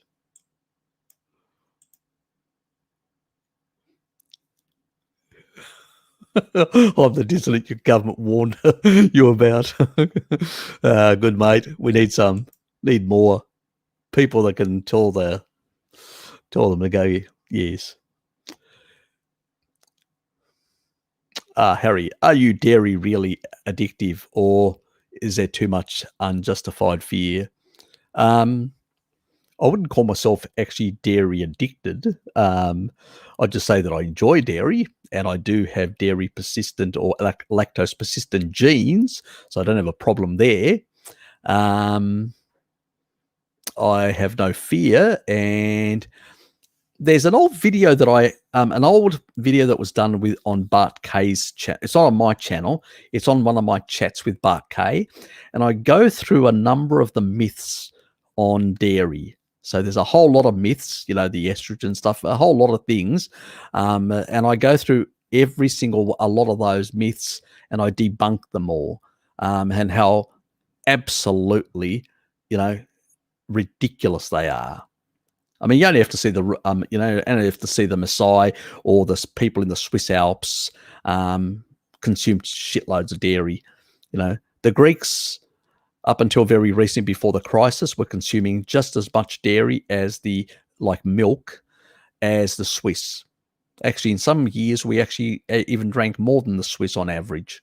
So, and that's per capita, not, because there's different populations. You have to look at the per capita consumption per person. Yes, in many cases, we're even higher than the Swiss. We were the only Mediterranean country that had that characteristic. And that's just because dairy has been a very important part of our diet going way back. Most people think of feta cheese. Well, it goes beyond feta, I can tell you. There's a lot more dairy products in Greece, yogurts, there's halloumi type thing. I mean, that's not feta cheese. That most people sort of identify halloumi cheese as being from Cyprus, but it does exist in Greece as well in different versions. On every island has a different version. So it's just the Cypriots, because being part of the Commonwealth, through getting it into Britain and places like that, it was popularized, their version. But the reality is, their version is just one version of halloumi. It's not the only version of Greek halloumi. Every single island, different parts of Greece, have our own varieties. The rest of the world just doesn't know about them. That's the only difference. So they were, just because they were a colony of Britain, they ended up their product being more well-known internationally, so to speak, through the British Empire. So that's the only reason. But there are many other varieties, and some of the varieties even better than the Cypriot, I would say, even though they will poo-poo me, the Greeks from Cyprus. And it's the same thing with, I like certain types of feta cheese from certain parts of Greece, and I know there would be many Greeks that would poo-poo me on that issue again. Greeks can be very parochial when it comes to their local produce, I can tell you. You know, I've had plenty of arguments with other Greeks about their stuff and our stuff. So, yes, they can be very bloody parochial. Yes. Oh, so don't dry your jerky. Wouldn't be spacing out water consumption and making sense. How's a Turian being handled while sleeping? Sleep well and you'll lose more. You know, melatonin also helps in that. Red light also helps in that. Yes. When you're outside sleeping on the ground, you will basically having near infrared around you. That can deplete deuterium as well. Actually, it actually energizes complex 4 in the mitochondria. So a very important energy producing complex. Yes. Ah, yes. Love the stuff. Could eat tons of it. Well, within reason. I'd have to take a break and then eat more.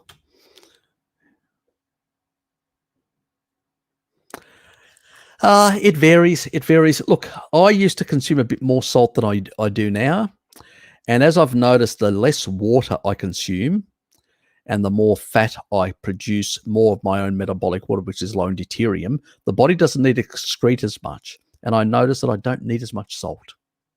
You know, so my salt needs that means my wanting of salt has come down slightly. Not a lot, but slightly, you know, in that regard. So it can vary.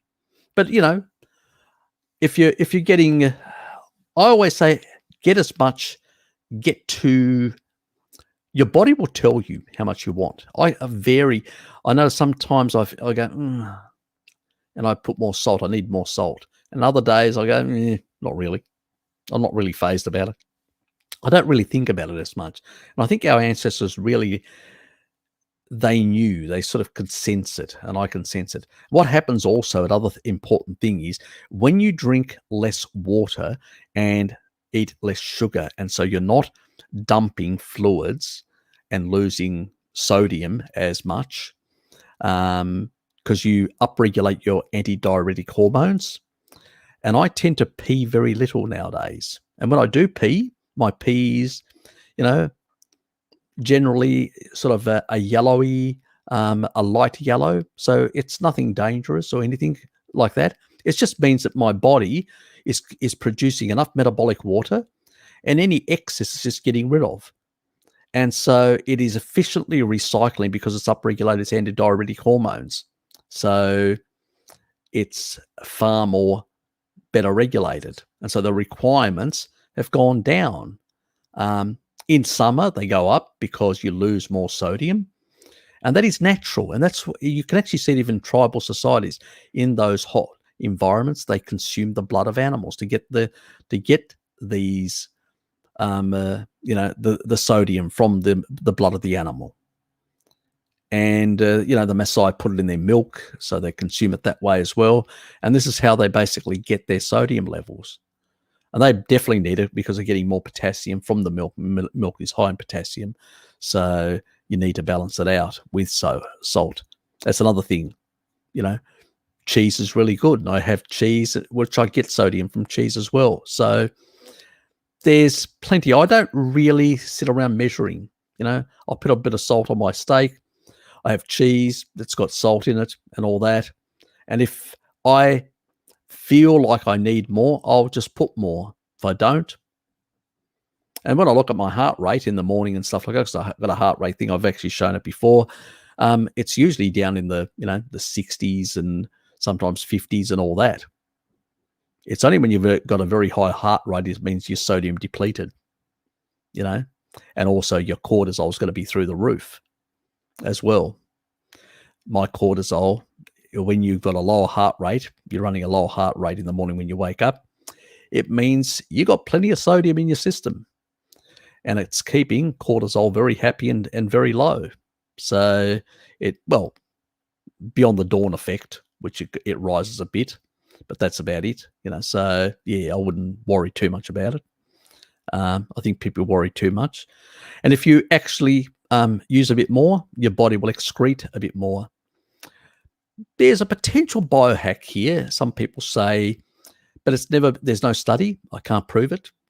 This is just pure speculation on my part, that if you actually put more, it may force the body to excrete more, force it to create more metabolic water from fat around your belly, and may be a way of increasing fat loss. We don't really know. That's a real speculative thing. Nobody's actually ever done the experiment, so we don't know. So there's a lot of these sort of things, so it's, yes.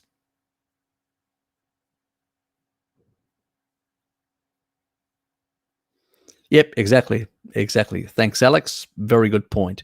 Yeah, your heart rate will come down with salt. Sodium does reduce your heart rate and lowers cortisol. It suppresses cortisol, to be more precise. So yes, if you want to run high cortisol, which isn't very healthy, very good, lower your salt. So I listen to my body, Jay. That's about it. It's really simple as that.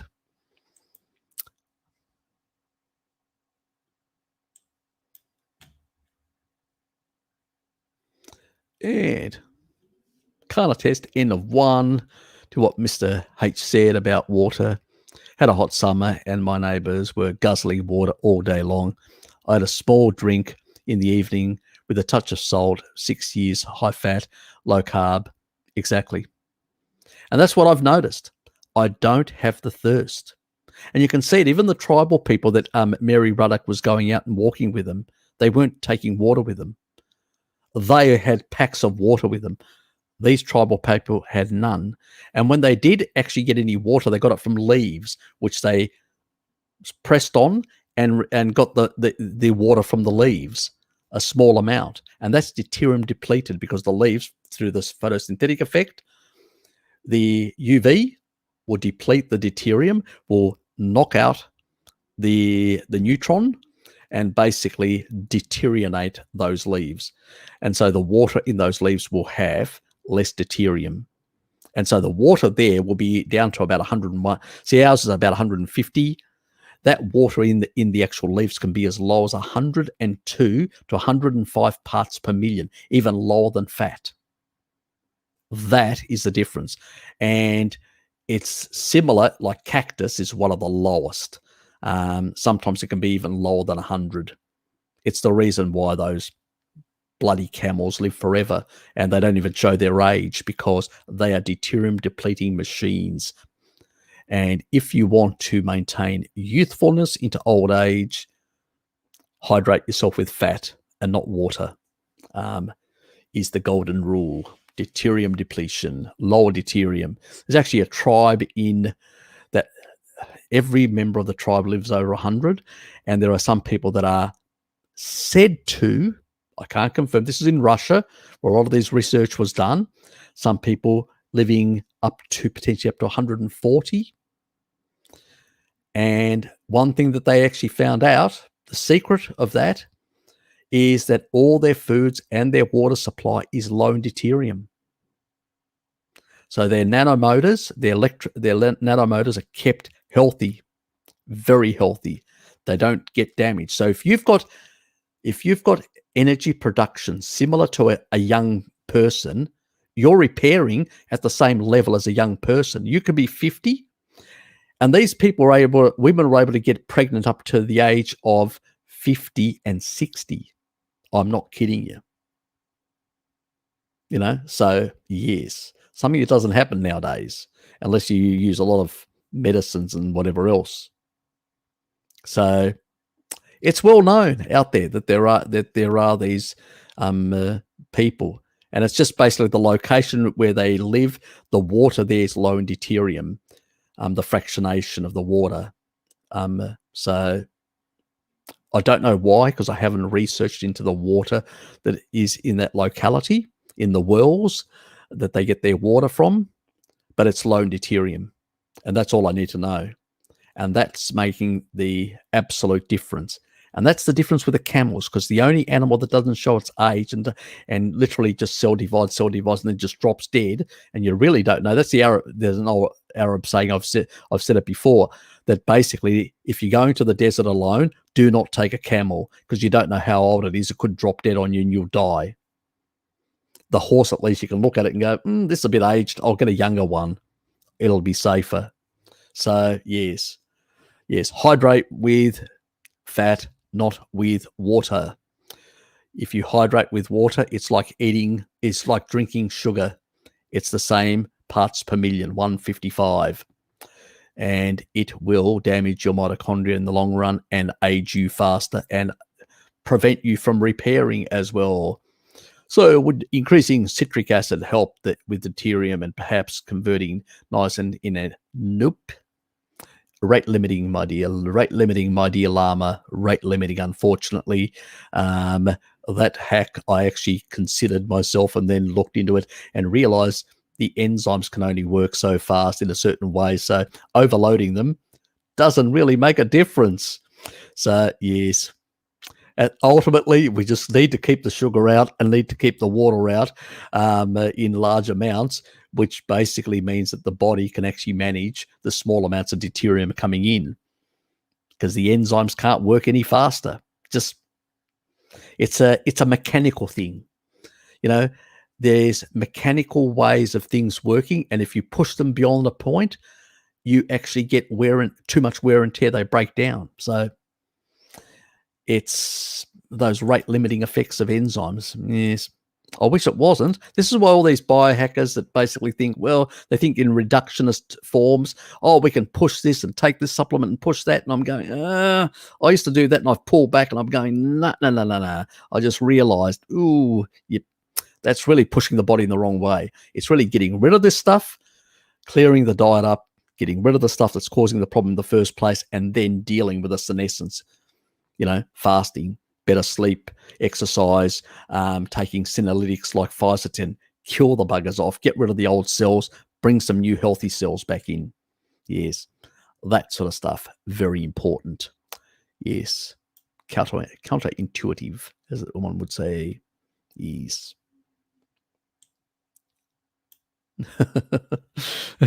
Yeah, that's true. Can't help myself, Richard. Can't help myself. He's not here, but I can't help myself. Yes. Ah, yes. Get the science into you, mate. Get the science into you. Ah, yes. Rub it in, caress it into the skin.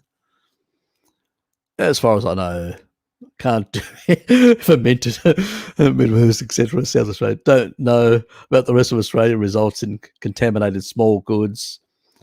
Yeah, look, it's really hard to know. There's always issues. I try to get it from good sources, and butchers usually can get it from localized good sources, Helen, and that's probably the safest way to go about it. Oh, yes, thank you. Thank you, Kate. Thank you for reminding me. Yes, please hit the like button. It helps with the YouTube algorithm to basically potentially send more people this way, potentially. Yes. Yes, don't ask him about his Vivid video sales. He's gone. We can say anything about him.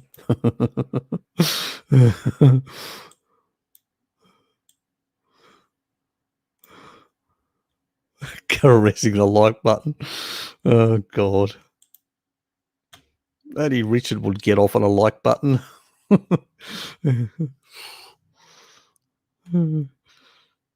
the way they treat their sheep as well.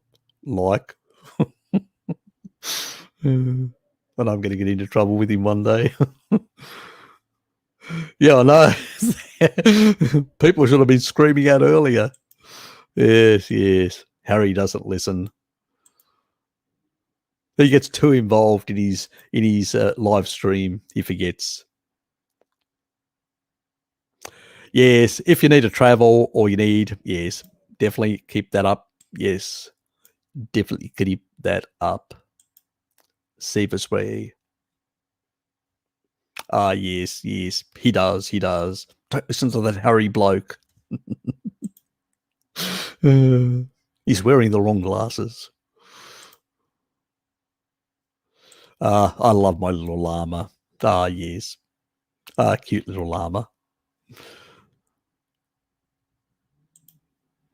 I'm using DIM. I've used that before as well. Yes. Menopausal symptoms seems to be helping. Any thoughts or comments? No, not really. It does help with the sort of estrogens and xenoestrogens and stuff like that. That's why it helps. Also with menopause, I've talked about before with, boron, 12 for 1 week, 9, second week, 6, third week, 3. And I will make that point quite clearly because somebody didn't listen to that last time and continued on 6, 3 milligrams. And that can sort of rebalance the hormones, testosterone and estrogen and stuff like that, back to more normal levels. And you do that for about 3 months and then you don't do it anymore. You don't need to after that. And it should tend to normalize that. And if there have been too many xenoestrogens in the past, I usually say to people to put a bit of choline in there to methylate some of that stuff away, get rid of some of that stuff a bit quicker, because choline can help with, a couple of grams. But remember, like everything, choline, taurine, stuff like that, and citrulline for vasodilation, they do lower blood pressure. So if you're on blood pressure meds, always remember you need to adjust them. Get to see your doctor. Start with low doses and work your way up. Check with your doctor and make sure you adjust your meds if you're on that sort of shit. And hopefully you can get off that shit completely. And with a species of Proviet diet, you should definitely try to get off them very quickly. Why do doctors advise reduce fat for bile duct problems? Because they are ridiculous. Because they are treating the symptoms, not the cause. And that's the problem. And so, yes, let's just basically never solve the problem by never eating fat. And so we'll actually end up with even more gallstones. And in the end, we'll cut it out. Solution all solved. Yes, crazy, Dave. Crazy it is. This reductionist nonsense in the way they think. Finding if I delete a comment due to error, YouTube keeps it, hence doubling of. Yeah, look, don't worry about it. Don't get too wound up about it. It's just the way it is. These sort of things don't really work properly and all that. Yep. That's the sort of stuff. Yeah. Lake Deborah, Western Australia salts. Yep. Yeah, ancient lakes. Yep, that sort of stuff. That's what I'm referring to. That's the sort of stuff that I get. Yeah, much cleaner. And they've also got, they're really pretty good. The operators out there, they harvest in a sustainable way, so they don't over harvest. So they maintain that resource year over year, which is important because excessive can be a problem. A lot of other areas, like the mining operations, are excessive. They just go in and there and just excessively harvest and just depleting those resources. In the long run, there's not going to be much left. Where at least these sort of lake beds, salt lake beds, they are basically harvesting them in a sustainable way, which basically allows the salt to rebuild every year on those lakes, which is great. So it'll be there for forever, potentially. Well, for a very long time, at least, beyond my lifetime anyway. And that's important. Yes, thanks for that. Appreciate it, Charlie, for looking it up and putting it up for others. Correct, Roy. I started taking more salt. Heart rate, 18 beats per minute lower. Exactly. Yeah, look, I noticed the same thing with my heart rate. My heart rate levels really improved as I increased my salt intake as well. And my stress levels came down. My cortisol levels came down as well. So very important in that regard. But there's a certain level, when you go over, your body going, thank you, but I don't really feel, you really notice you eat a bit of salt and you go, this is really salty. That's when you know you've had too much. At that stage. And unless you get to that stage, you haven't had enough. You're still probably too low. and you just don't know it because your mindset, oh, I shouldn't be having more. I shouldn't be having more. Even your mitochondria actually requires sodium inside. If you're like hypernutremic, like that means you suppress, you don't have enough sodium in your diet, you can actually get reduced energy in the mitochondria. That means you can actually impede the production of energy in your body if you're not getting enough sodium. So, yes. And remember, the blood will take from the cell because it needs to maintain a homeostasis within the bloodstream. And it will deprive the cell of sodium, which means it's depriving sodium from the mitochondria. That means the mitochondria will work less efficiently, producing less energy. So you think salt isn't important? Yes. Not only for, and that's why your stress hormones go up when you don't have enough salt, because it's saying, bloody hell, we need to try and hold on to this salt as much as possible. Bloody eat more, you cockwomble. And then this cockwomble goes, I better have more salt. Good to see you here, Loki. And yes, Alex he's the top man. Yeah, look, I used to run, my heart rate used to run about the 80s as well, Alex. And now it's running in the 50s and 60s, and it's pretty much the sodium that's made the big difference. Because even though I was doing a lot of exercise and does reduce your heart rate a bit, it improves that, but I was still running about 75 and stuff like that. And then once I put the salt in, even the exercise may have brought it down, but then because you're exercising your muscle, so it actually with high intensity, and that improves the muscle as like any muscle. But at the end of the day, you don't get as much unless you get a small amount from that. But when you throw in the sodium, you notice a difference. Boy, do you notice a difference. So, yes. Unfortunately, salt has been far too demonized. Before refrigeration, we used to consume 10 times the sodium we consume today. Let me say that again. Before refrigeration, to preserve all our animal foods, our fish and everything else, we used to cover them in salt. We consumed 10 times the sodium. We didn't have any problems whatsoever. No high blood pressure or whatever. Yes. And pretty much.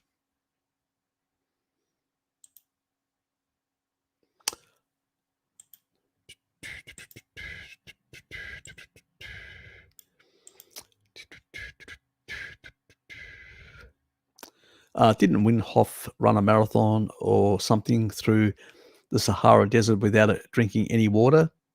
I think so. He may have. If he was basically getting water from his own body, like the hunters do, like the Hansa and all these sort of people, they don't take water bottles with them. They go out hunting. They don't take any water with them. And the least water they will have in rare occasions, as Mary Ruddock had observed, after having gone out with them a couple of times and all that, she observed that occasionally, and they said it, occasionally we may get a bit from the leaves, and that's serum depleted. So, yes, it's only the modern person who eats kibble all day and dehydrates and is constantly putting more water in and causing even more dehydration. You can never satisfy your thirst on water and carbohydrates is the problem. Yes.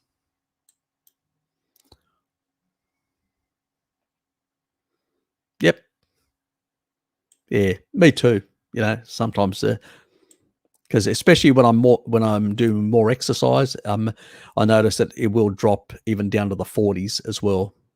So I think I've shown some of my results that are even down to the 43 and stuff like that. So yes, but I was doing quite a lot of high intensity exercise in that period. So yes, isn't recycling urine from the bladder not right from a deuterium viewpoint? Exactly. Do not touch that stuff. lethal, absolutely lethal for llamas.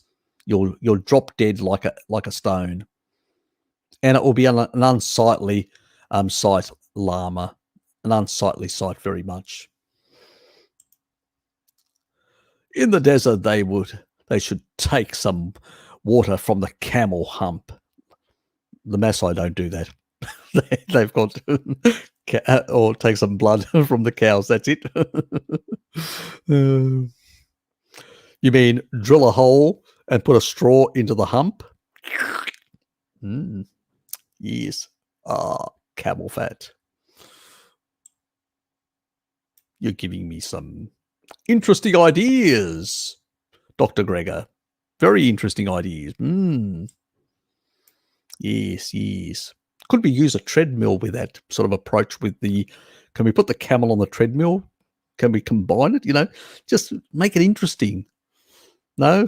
Okay. Just a, thought bubble. One of those crazy thought bubbles. Should be vegan appropriate if it's on a treadmill. It's getting a benefit.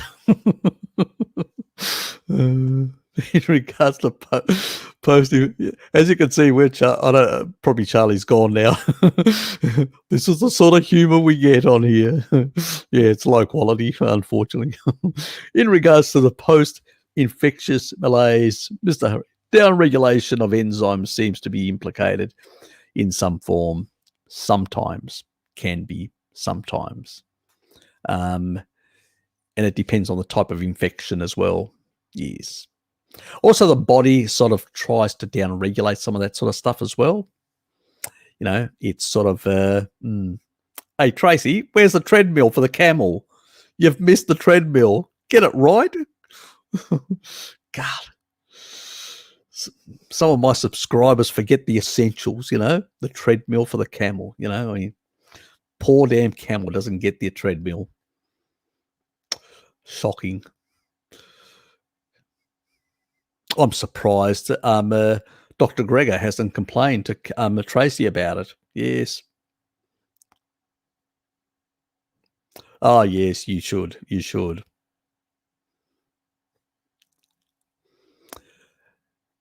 Yes. Look, it can vary. It can really vary in some regards. The body tends to, when you're sick, it depends on the ailment. Like if it's a bacterial type of thing or whatever, it tends to really downregulate these sort of things because it really wants to get rid of the bug. And so you tend to the best thing you can do in those sort of circumstances, gut issues and stuff like that, you notice fasting really creates some relief. With viruses, it's less of an issue. So the body responds differently. It wants more nutrients to fight the virus. So it's a bit different. Derek in the US solved the situation by eating raw as an example. The idea of mainly D-dependency and can speak to the link or in some noon. Derek, don't know him. Yeah, look, raw has its place, fermented has their place, but at the same time, when it comes to foods, when it comes to cooked foods, it really, and even bacteria, actually bacterial colonies will change when you cook or don't cook carbohydrates. But with meats, cooked or uncooked, you don't get much change, which clearly shows that meat is meat. It doesn't seem to have really any unsettling situation to the gut microbiome. That's another video and another study. Anyway, let's move on. My wife has been ridiculing my transition to carnivorism. Is that the pronounce? And her excellent point was humiliating me with the kids was, that's why they don't, Then why don't humans have more canine teeth? Because we don't have to. It's like vestigial organs. If you take a look at a whole lot of animals that have evolved, like there are a whole lot of animals that have basically legs, or the ends of legs, or the bones, like the whales and stuff like that, because once they were land animals, but they haven't got rid of them completely, but they are a vestigial organ. We once upon a time had consumed plants in millions and millions of years ago. But as we transitioned, because chimps as well, they consume meat, up to a ton of meat a year, which have a common ancestry with them. They still have teeth very similar to ours. They didn't need to change as well. Their technique is basically ripping apart the carcass with their big, strong muscles so that they can then chew smaller amounts and don't really need to make any changes to their teeth. And they're not cats. They don't need to jump on animals and rip them to pieces.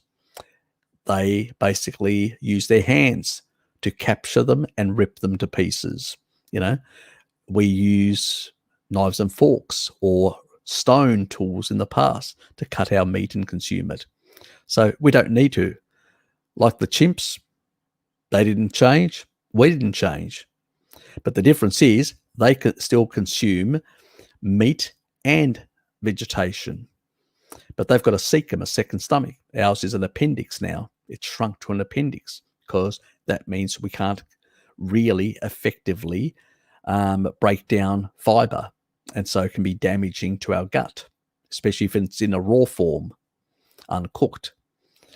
So basically we've adapted to a different type of diet.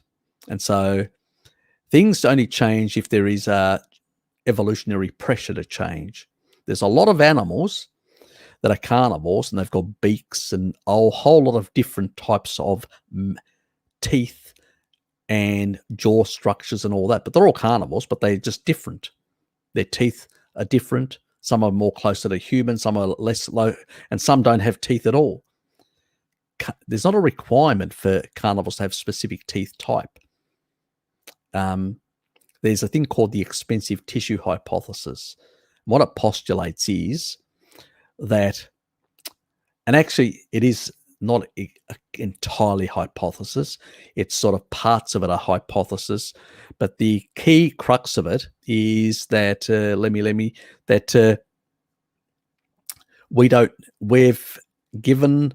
we've reduced our gut size, our colon, and increased our small intestine to absorb more animal foods, and we've reduced our colon in comparison to other apes because we don't need to consume plants anymore.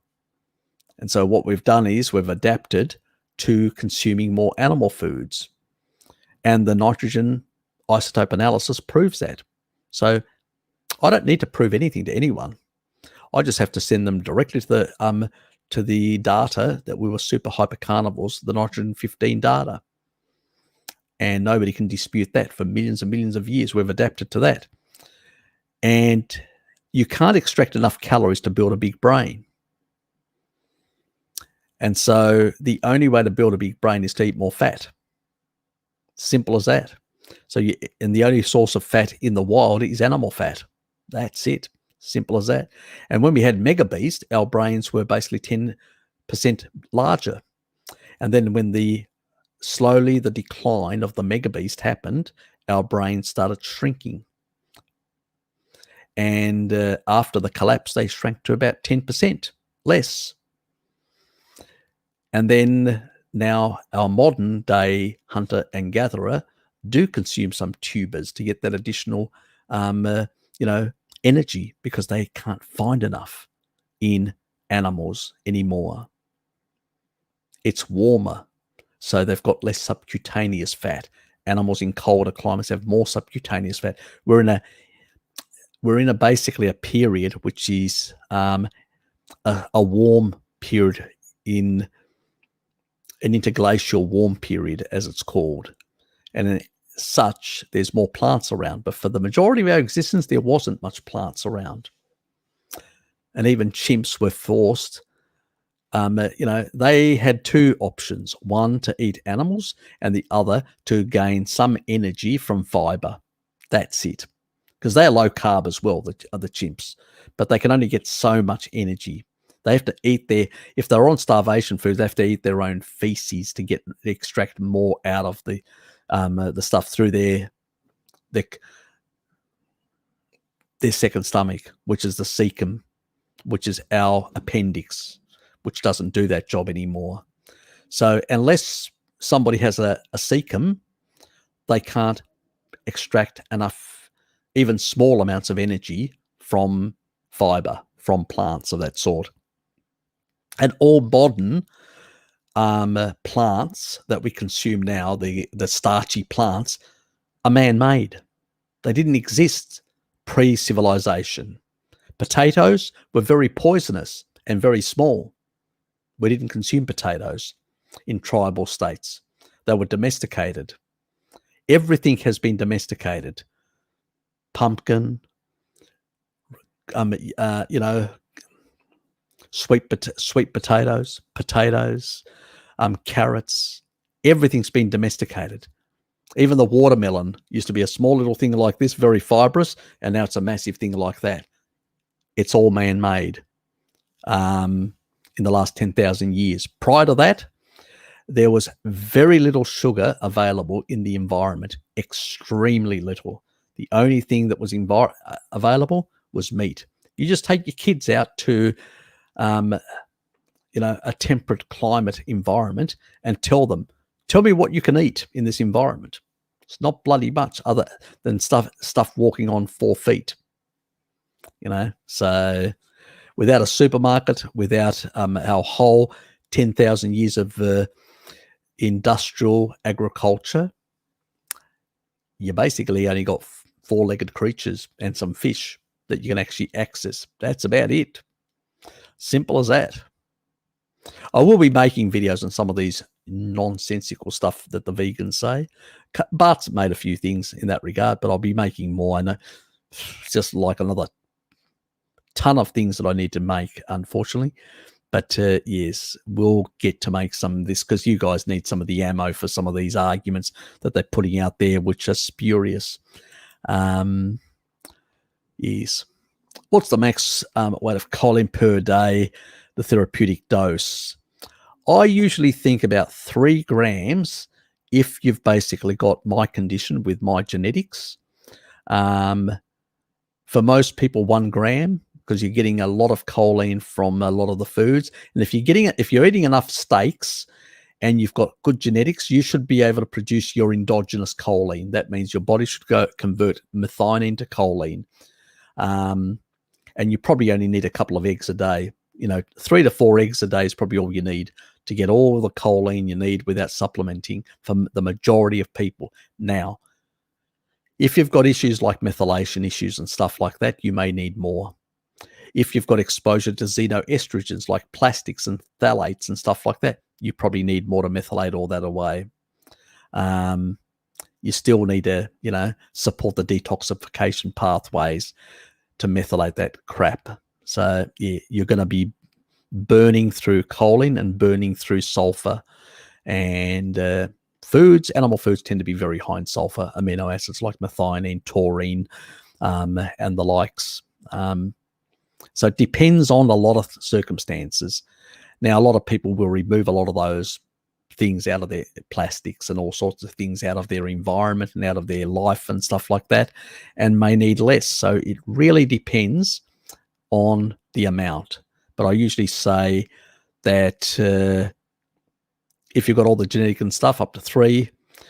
Most people that have got a lot of lifestyle related things, probably 2 plus the carnivore diet.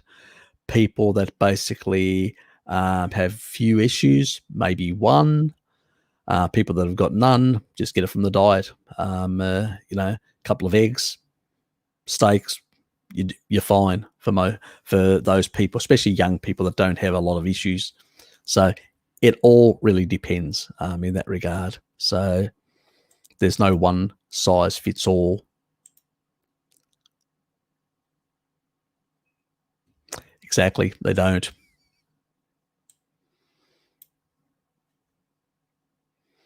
I mean,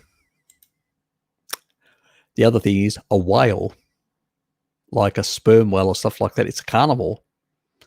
Every animal in the the majority, unless you're a very small little critter eating plankton and stuff like that, and really small little, even plankton, what am I saying? Even that's an organism, but things like, the plants in the sea, pretty much every other animal in the sea is pretty much carnivorous.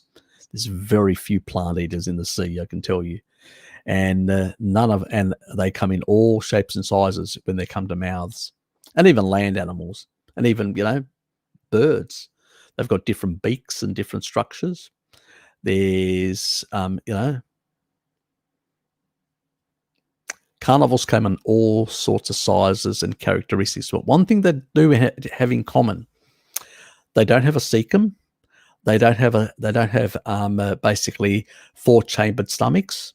They don't have any of these things. What they do have is, all of them, is a long-sized small intestine.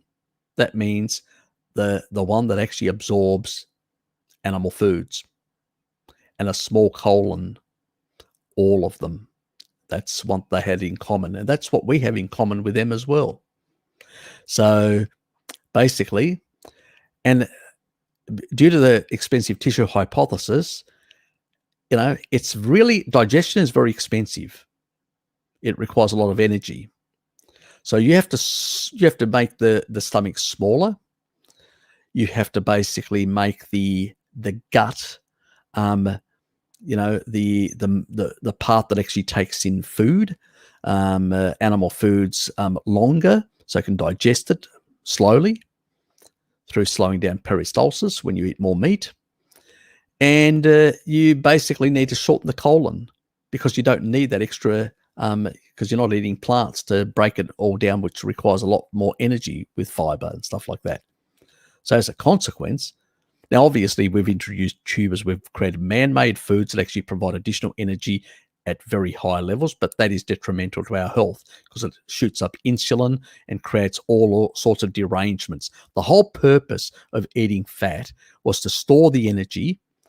So you bring it in through chylomicrons, you distribute it around your tissue, you store the remainder, and some of it gets repackaged through chylomicron remnants through the liver, and then gets exported out as VLDL and then LDL. And that's the whole purpose. And when you're not eating, because your insulin is low, you're releasing that extra fat that you just stored earlier in the day. Voila, perfect system. Then you throw a whole lot of carbs. You lock away that, it's like putting a bolt on your stomach and never accessing that fat again. The whole purpose was there for the fat to be available to be accessed, not to be stored away forever. But if you're on a kibble diet 24/7 high insulin, you can never release it. So that was also a seasonal way of storing, by eating fruit at the end of the season when it was available, with fatty animal foods, and fattening up for the winter. But now we do it 24/7, 365, and it's completely, we've deranged our systems. They don't work anymore the way they should have, the way ancestrally they were designed to work. And we wonder why we live less years and we die with more chronic ailments. It's called the Randall cycle. Yes, starving ourselves and storing away more and more fat and never accessing it. Yes. It's the unfortunate we. Yes, a bag full of meds. That's the way, Tracy. That's the way to live life. A bag full of meds.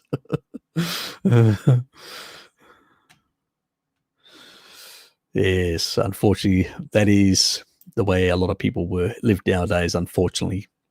It's horrifying when you see it. People are just destroying their lives and their health. What's your opinion on reverse osmosis water filters? My tap water was full of brown crap and all that. probably a good idea if you've got that sort of poor water quality. I wouldn't want to bathe in that sort of stuff. And there's probably an advantage getting rid of, excess, I don't know, do they put fluoride in yours? Do they put other things? What they do put in there, that can be a problem. So yes, so it's probably not a bad thing. But it will take a lot of the minerals away, which is the other thing. And so if you're relying on minerals from the water, yeah, forget it. Well, you could always buy yourself a colloidal mineral supplement as another option. Yes. I think some people can actually put some of the stuff back. How are you? Dom, g'day, mate. What can I do to deal with hypothyroidism? You should ask Lukey that. You should ask Luke Gear. He reversed his Hashimoto's. He went on a carnivore diet and increased his vitamin D, because all autoimmunity is largely associated with vitamin D deficiencies, because in the past we never had these sort of ailments. But on a kibble diet and with vitamin D deficiency, fat-soluble vitamin deficiencies, and critical minerals and stuff like that, which we don't consume from animal products anymore, like selenium, iodine, and stuff like that, we've created a plethora of ailments and damage to our thyroids. Yes, very much. So, and you won't see a tribal person with hypothyroidism, because they're eating a species-appropriate diet, they're getting plenty of sun, and their body is well regulated and getting all the nutrients like zinc, selenium, iodine, all these things from the diet, and they don't have any of these issues. So, yes, we've seen an explosion of hypothyroidism, in particular in the vegan, vegetarian, and SAD dieters. They are consuming anywhere between 60% to 100% carbs. Yeah, strong association, but nobody's done the longitudinal research. But when I look at tribal people that eat more animal foods and how people in the 50s and 60s ate more animal foods, I would say it has a lot to do with it. And there is strong epidemiological research showing strong association between fat-soluble vitamins and certain critical minerals, like the iodine, the zinc, the selenium, and hypothyroidism. So Hashimoto's is an autoimmune. That's the next level, which is basically vitamin D on top deficiency. So the worst one would mean fixing up the diet plus vitamin D. The hypothyroidism only can be corrected just by eating more species appropriate and getting those critical minerals and cofactors that are required for the thyroid to work better. There can be some issues with certain types of compounds that can actually, like even fluoride and stuff like that. But extra iodine can clear that out. But then it needs to be balanced with enough, eat more eggs, eat more liver to get enough selenium to balance, because you do need some level of balance between selenium and iodine as well for those, because they both synergistically work. Too little of one or the other tends to eat away, create a deficiency in the other, because they are both needed for those enzymatic pathways. So you'll basically use part of the iodine and then you'll use all of the selenium, because you still need a certain amount of cofactors for the enzymes to work and do their job. So that's the problem. It's not really that they're competing. It's really that they are both required. And if you don't have enough of one, then you can only produce so much and you'll end up with a deficiency of the other. And so when they do a panel test, I'll go, oh, you don't have enough of this, but you've got that. And they say, oh, there's the problem. No, you just don't have enough of the other to support both to be able to do enough work. So the rate limiting issue again. But yes. But pretty much Lukey reversed all his, and he's much better now. But he got his vitamin D up to very good levels and really just shut down the autoimmunity. That's the wonderful thing about vitamin D and fat-soluble vitamins. They are great, aren't they? Living a species-appropriate diet, consuming a species-appropriate diet in the sun. Who would have thought? Yes, very much like our ancestors lived. Doesn't take much to heal sometimes, especially when you're young, like Luke Gear. You know, he's a young bloke, Lukey, and so it's much easier for his body to improve and all that. So it does make a difference.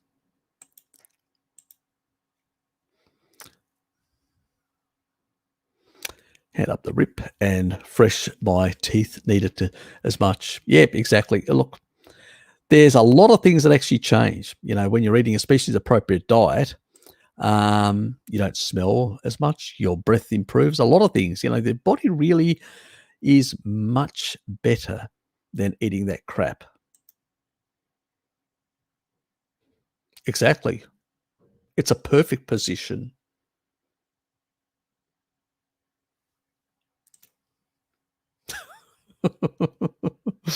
Tracy just forgot the treadmill. Damn.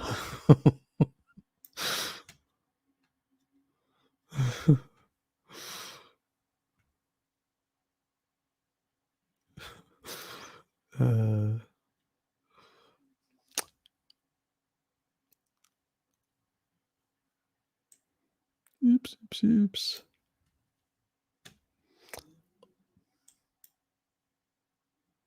Hey, you may not, but the treadmill technician does want to. I would need a treadmill technician for that. You would definitely need Mr. Incognito. Yes. My dear doctor, you will definitely have to find out where he's hiding.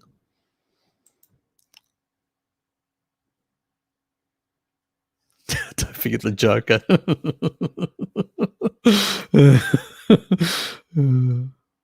See you, Kate. I missed her earlier. Anyway, as always, next time. Kate can throw a few pearls in here sometimes in the conversations. Yes. Derek's notes. Healed his body with raw meat. Okay. Don't know him. Never heard of him. Alex, never heard of him.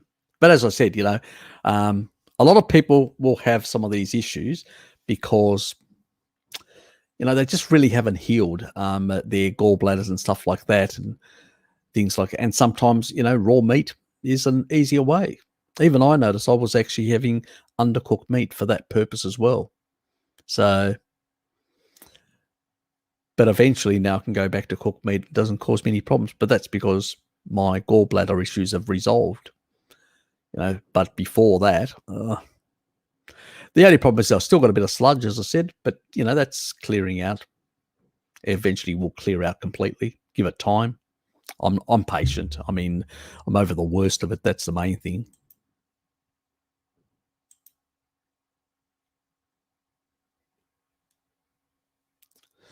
Figaro HD. Yes, we're entertaining ourselves. We've even got the doctor here, our dear doctor. Yeah, yes, he's incognito.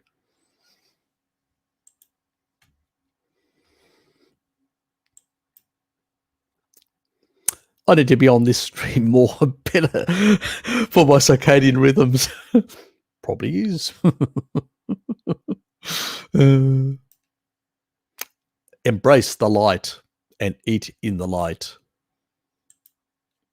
It's easy to eat in the light because you can see things. You modern people with your damn lights and your electricity and all that. You think you can eat late.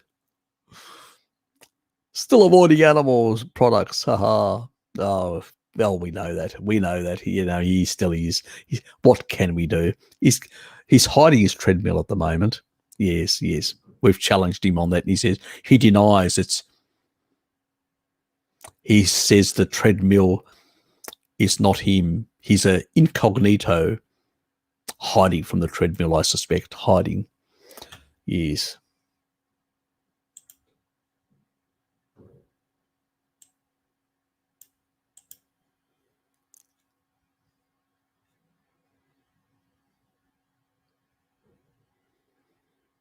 Exactly. My granddad could clean a chop bone with his gums, teeth out, with no issue. That's true. People don't realize. I mean, I can now chew through bones. I can literally chew through bones. Where before my teeth used to, just the mildest thing, it would hurt. Now that I'm on a carnivore diet, I can literally chew your bones, your teeth. The metacronone 4 builds bones and teeth, the part of the muscle skeletal thing.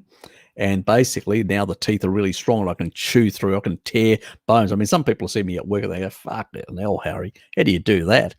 I'd lose a tooth. They would. And I would have in the past as well. I would have lost a tooth.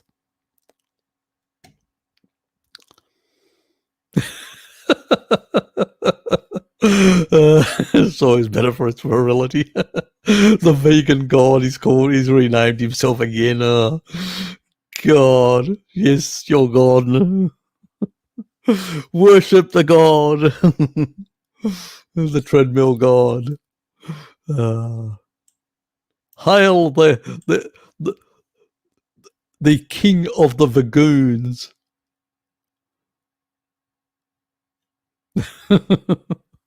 Yep. You got some love there. You got some love there, Tracy. From the doctor himself.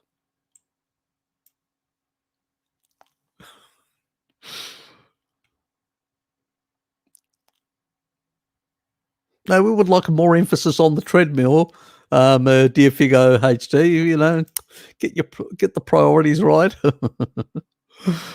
Trauma doctor. I know best. Get a vasectomy. Ooh. Yes, just thinking about it gives me a bit of a tingle down there. Keep the knife away, doctor. Keep the knife away. You're not invited.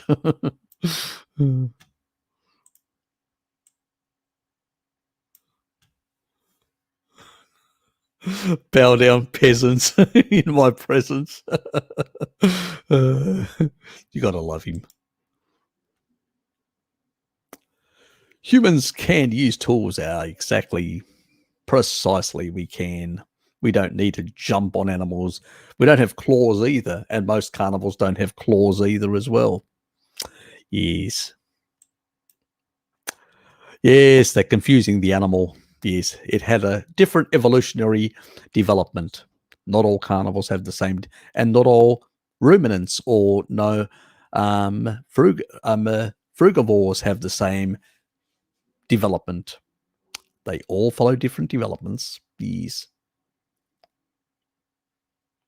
Is that a certified banana? Is it vegan friendly? Can you insert it? Does it give you pleasure on the treadmill? And will be permanently hard. I know. Yes, after the vasectomy, what else can you do with it?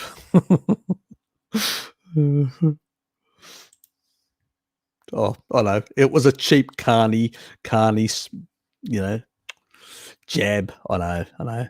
Thanks, Harry. It's a bit strange. I've been carnivore for 2 years, high vitamin D, and each oyster and tuna every other week. Yep, love the stuff as well. Maybe it was something that was happening before then. Yeah, can be also all sorts of things in that regard. But yes, does make a difference. G'day, Jonathan. Good to see you here, mate.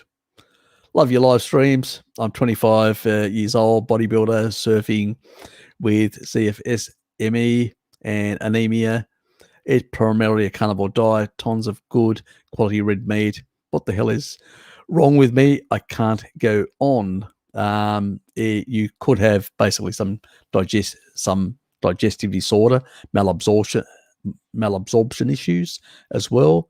So these things can play a role.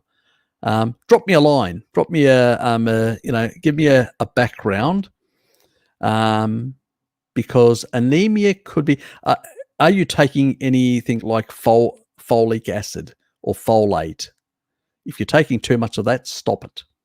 you can induce yourself by too much. If you've got a methylation issue or you've got an MTHFR issue like I have, you should check my methylation video. It's called Methylation Part 1.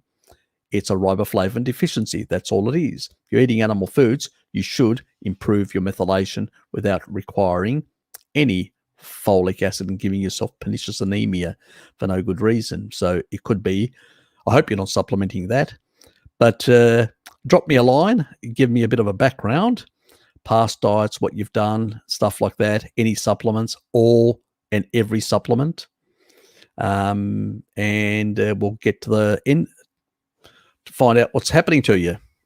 It's really hard to do it on a live stream, as you can understand, Jonathan, but yes, details are important and symptoms are important. I need to know the symptoms and what tests you've done as well.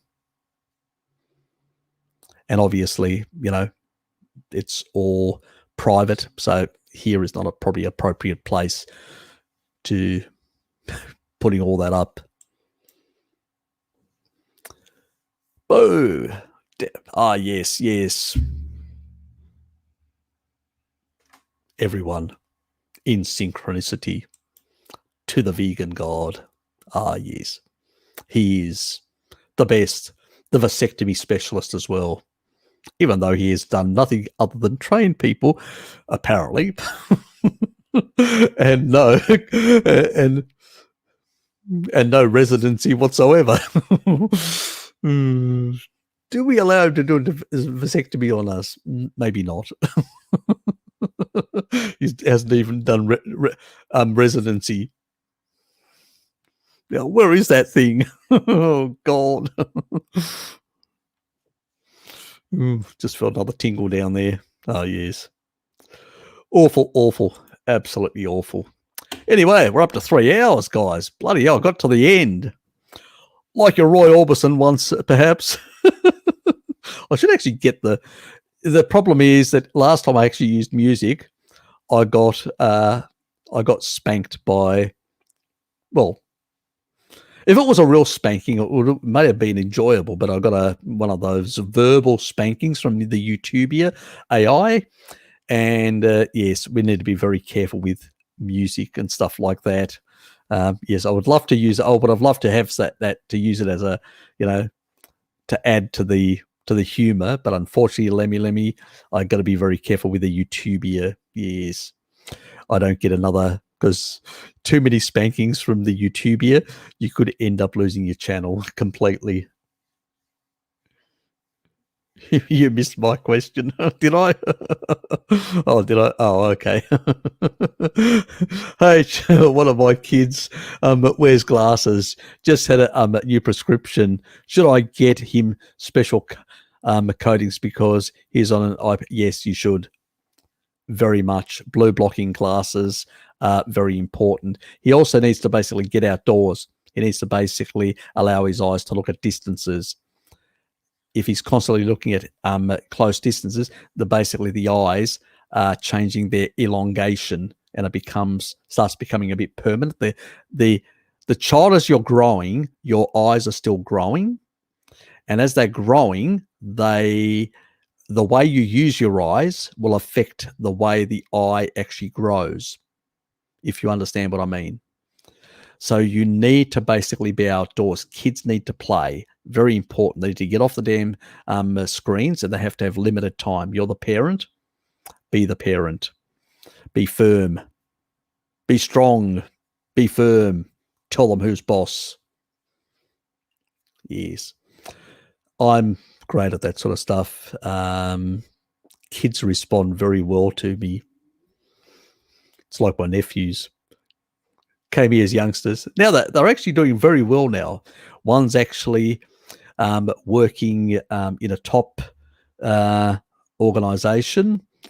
He's basically at university doing civil engineering, and he's working in a top company on the waterfront in Melbourne with a top firm there. I can't mention names now, as you can understand, in civil engineering.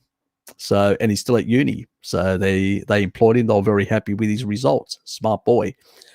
But when I first met him, when they came out from Greece, they were sort of wet behind the ears and let's say I had to push and get them out there to get their act together and all that. So I'm a tough taskmaster, tough love, as I call it, and it does work, and you should employ it on your kids. I know belting is not a fashionable thing nowadays. Anyway, I'm not going to go into that because otherwise I'm going to get into trouble with the YouTubia thing. But I think firmness and result, and you've got to be in agreement with your wife. Obviously, belting is not going to work because she won't have anything of it. But you need to be firm with your kids. They need to know who's boss and who the parents are. And you don't need to be too much friendly. Love your children, show them love. That's important, but not friendship. Friendship comes with age. That's when you befriend your kids. When they're young, you show them love and require obedience. So it's the combination of love. So they know they develop strong personalities because they feel safe. It's important to build strong personalities where in a safe environment. But at the same time, you need to be firm, to learn discipline, to learn how to live in life with other people, to comply to tribal rules, family rules. That's important. It builds character. It builds the capacity to work and negotiate with other people. Because in your working life, you can't be a pestilent little child who has a tantrum because the boss said something. You're not going to hold on to a job very long. So you need to basically, these are important things. Whole purpose of childhood is not to be a teenager, is to learn to be an adult. That's the whole purpose of it. This whole modern day bullshit about being a child until 30 is just breeding delinquency, irresponsibility, and children that end up with all sorts of problems, both mental problems and physical problems. You need to be firm. You need to basically tell them and get them out to play, out in the sun, out there. It's actually better. Actually, their brain develops better. It actually they learn to negotiate by playing games with themselves. They learn to negotiate and work out and become more sociable, learn social skills. iPad isn't going to teach them that. It should be limited, very much limited. You got to be firm, be strong, lemmy. Probably not as old-fashioned as me. I'm a bit old-fashioned. Actually, I'll tell you one thing. My nephew was having problems, got to my place, ended up becoming one of the top 6 kids in the school. He actually challenged me and I said, lay it there, mate, lay it there. I would have decked him, and he knew it. He knew who was boss. And then he was a compliant, very disciplined young lad, and he did very well under my tutelage. And now he's getting a job, a new job in Bunnings, which will be good, the younger one, and the older one is doing really good in his own career development.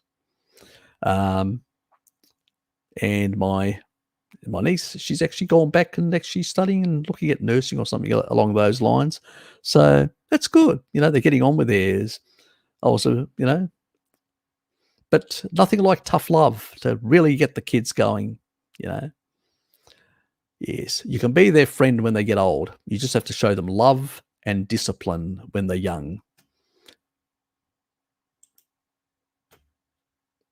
Yep. Let's move on. Answer that one. Who wants a vasectomy? Call. Maybe.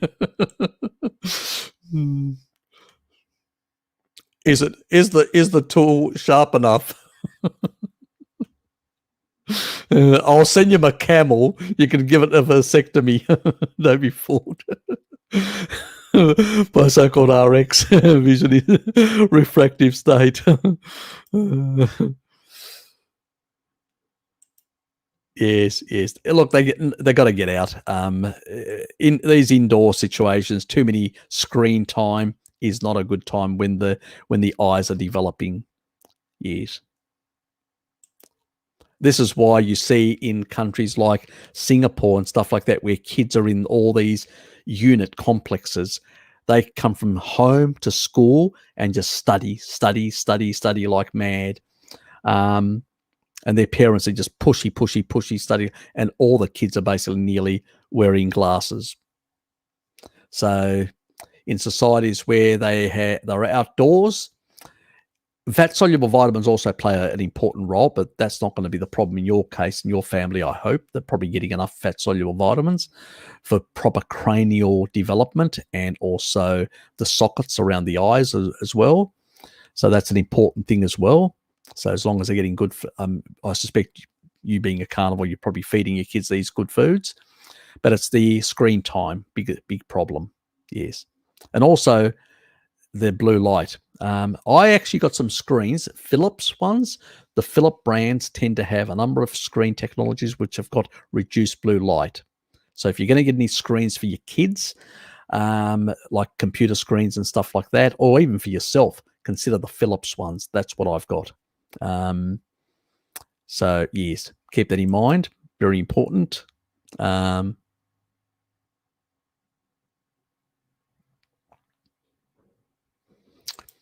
Yes, it is a big problem, and a lot of problems when they go onto carnivore diets and get rid of all the carbs and stuff like that. A lot of people resolve bipolar, schizophrenia, all sorts of things. It depends how bad it is sometimes. Sometimes if it's gone too far and there's some structural problems and all that, it can still be problematic, not completely resolved, but at least reduced. Some problems can go too far. Yes, they do. They keep them forever children, and it's not a healthy thing. Not for them, neither for you. It's unhealthy for kids because they don't really grow up and they are fearful of the world. But you also, if you neglect your kids or you're a bad dad, you drink, you basically a rat bag, and not only that, your kids will tend to become very defensive people because they need to rely on themselves and they don't trust anyone. And that's really poor because that will actually create a lot of trust issues in their relationships. That's why I say love is very important. When you come from a loving family, you can really build good friendships and relationships and stuff like that. I thank my parents for that because they did show me, especially my mother, a lot of love. So really important love. But love doesn't mean the kids get a free-for-all to do whatever they like. There's the love and the discipline part and rules, strong rules that are basically law, like canons, like religious canons. You cannot violate them in this household, and that's really important. And you've got to live by those strong rules because they'll have to live by those rules and negotiate their way in real society, in the real world. And play is the best time because they're negotiating amongst themselves and learning pecking order, learning how to adapt to different sort of dynamics of social dynamics. Really important. And you're not going to get that on being on a screen like that all day. Yes, exactly, Dominic. Very, very important, all this sort of stuff. And very important, yeah, exactly. Heard that chewing is an important hormonal effect, neurological effects. Yep, it does. All this sort of stuff, what we eat, the way we live, the way we socialize, the way we interact, all these sort of things, they all have an effect. You take a look at tribal societies. From a young age, when they get to 13 or whatever, they go out, they learn to be a hunter, a man. When I got my first job at 13 and a half, my father turned around to me, never laid a hand on me again. Up until that point, if I did something wrong, I'd get a slap or a bit of a beating now and then. But after that, he never laid. He turned around to me and said, "Now you're earning your keep. Now you're a man. Now you know what it takes to be responsible and work to earn a keep." And I can tell you, I matured very fast compared to my peers because of that. And Dad worked from 12 years of age. So, and went to school as well. And went to the army, then came out, then went and became a boilermaker welder, then worked for Kaiser, an American company. Then eventually, the opportunity happened for him to come to Australia, and he came over here. Didn't need to. He had a good job in Greece, in the shipbuilding industry, but he'd met my mum, She was a pretty good looker. Yes, the skirt won over the job. And Australia won because Dad's worked on the Tasman Bridge, on every power station in Tasmania, bar Tarraleah, because he's very highly skilled. And he also did all the transformers in Hobart up until the late 70s. So all the green boxes that people see around those transformers, my father built those. And they never had anyone more qualified in Tasmania to do that. And when he went into small business, the contract went to the mainland, to Sydney, somewhere in Sydney, north of Sydney, because the Hydro Tasmania, or Hydroelectric Commission as it was called then, couldn't find anybody skilled enough. So Australia benefited quite a bit from my father. He was a very skilled person, and then a very good small business person as well, as some of the competition found out very quickly. You could even actually, Purity, which is the old Woolworths in Australia, the big supermarket chain, the old Purity down here, we could out-compete them in many cases on pricing. So we had people lining up outside. I was a young kid working in our little mini store. Bloody hell, coming back from school. And so I've been working from a very young age. That was 12 and a half. I worked independent outside the family. I worked before that quite young. So I've known work. Didn't cause me any problems. It hasn't caused any problems to other people. You become responsible. You become stronger as a personality. You'll learn to stand on your own. You're self-reliant. I mean, everything falls apart tomorrow. I can just pick it up somewhere else and start up again. Most people can't, because they never acquired those skills. So really important, mate. Really important. You're not going to learn them at school. You need to teach them to your kids. Love and pushing them to try and get them to grow. They need to grow with love. Tough love sometimes. Yes. What was that? Good morning, Harry. I have lost resistant fat. I'm not trying to lose weight, but my body won't access the last 10 pounds for energy. 2 years carnivore, thank you. Well, best way to do it is do a 3-day fast. Do a 72-hour fast. Just in case your body needs to basically force it into lipolysis, and then do the old bodybuilder cut. So when you come back with a bit of fat. So you basically, you want, rather than, the 1-to-1, which I usually say about fat, and you want to basically be like 0.7 for about a week, and then drop to half. So you get half the energy from the fat and the other half of the energy from your body. And your body should respond. Sometimes it needs a reset, in a sense. So, yes, don't do it for more than 3 days, 72 hours, and that should force a reset in that regard. Yeah, it's the body sort of resisting, especially when you've lost weight very fast. And what happens? And sometimes you may be getting more energy because now you're at this lower. And if you've lost rapidly, you may have also lost some muscle mass. As a consequence of that is because you may have not had enough protein in. People fear protein, which is the biggest mistake. And if you lose, you lose metabolic rate as well. So that can be another issue in itself. That's why, if you go back to, there's a video that I did called Does Protein Cause Damage to Your Kidneys, or along that sort of line. I'm going to change the title, but anyway, that one actually is about that rat that was given 70% protein, 30% fat out of its food composition, and it just leaned out like mad. Because as long as the insulin to glucagon is low, 1.3, you can put as much protein as it, you won't raise it, because glucagon basically will suppress insulin and will keep it at those physiological levels. So you'll only just slow down the uptake of the nutrients and build muscle protein synthesis over more hours. That's all. But it's not going to be a problem. And the more muscle protein synthesis, if you get another biohack is add additional leucine. Push your muscle protein synthesis up artificially slightly. What that will do by having periodically small amounts of leucine in there will basically mean that you're going to be building up more muscle mass. And that means more high metabolic rate. Your body will have no other way but to tap into those resources. So there's a lot of little hacks you can do like that the old bodybuilders used to do for cutting, as they call it. Yes, you sort of have to sometimes mix it up a bit just to break out of that sort of plateau.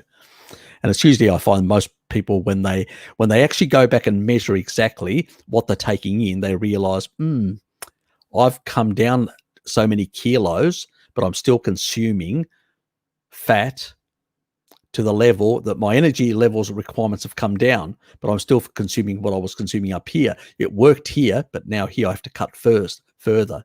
So it's really just cutting the fat so you can get more from the body. That's basically really is the old bodybuilder secret. That's how it worked.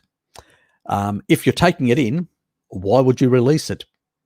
The more you take in, the body goes, okay, I'll just add a bit more, and when I'm not eating, I'll just burn a bit more. But it doesn't really take a lot, But if you, on the other hand, you cut, it's got no option. It has to go to the adipose. There's no other source since not much is coming in. You still need some because you don't want rabbit starvation. You still need some for the hormonal, for a lot of the functioning stuff.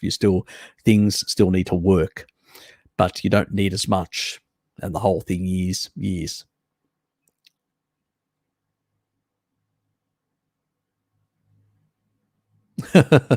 Not a problem, Lemmy.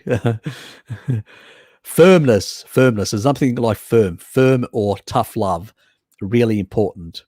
You don't need to be like a brute like my father was. He could be brutish sometimes, and probably isn't required. My brother Sean, he basically never laid a hand on his kids, but was very firm, really firm. The rules were ironclad, non-negotiable. The kids knew where they stood with their father. There was no negotiations whatsoever. And he was a single father because his wife ran off with another man, basically. Yeah, it was a shock to his system, let's put it that way. So, yes. But shit happens, as they say. He's got over it. He's got a new girlfriend now. He's doing fine. But the kids grew up pretty well.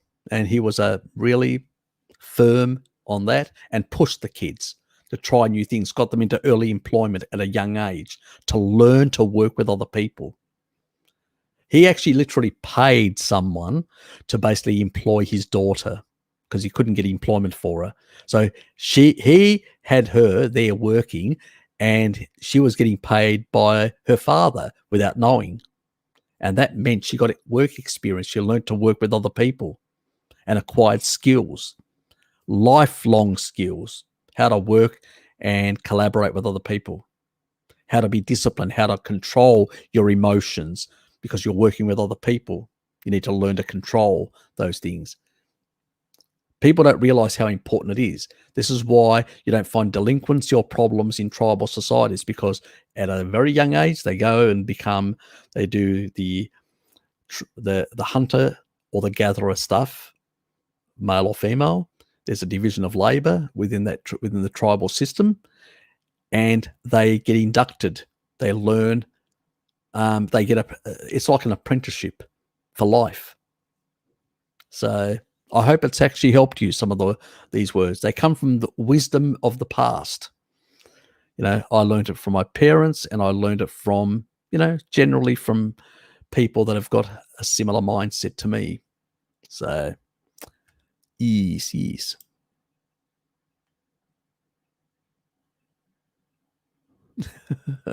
Thanks, mate.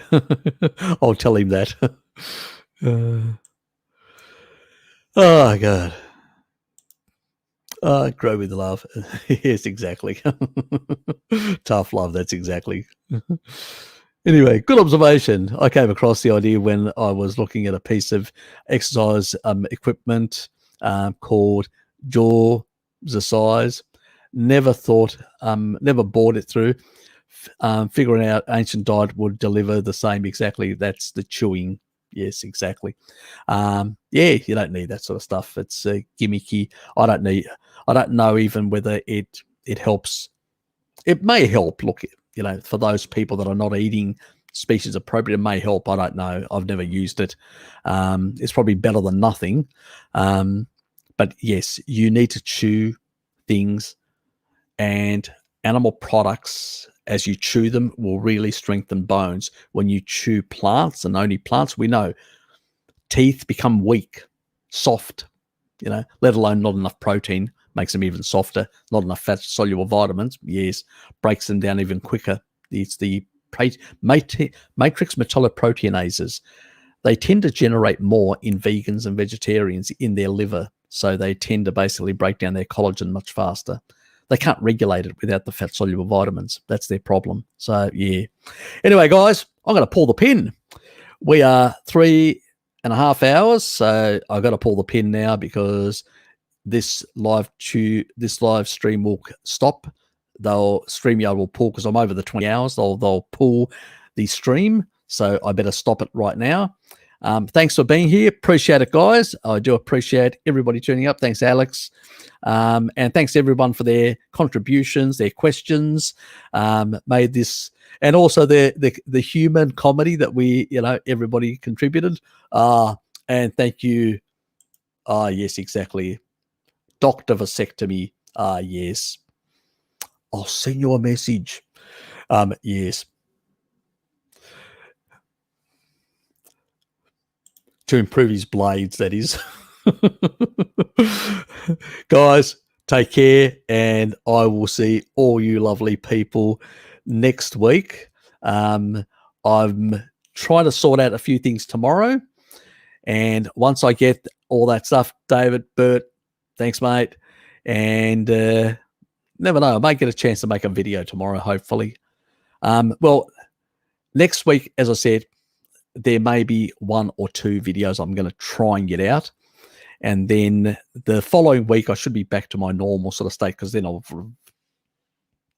settled with that damn room. Everything will be done. Yeah. Didn't realize I had so much shit in there. Yeah. Anyway, it is what it is. Ended up having to shove too many things into there. Yeah, good night. Thanks, guys. Appreciate it for being here.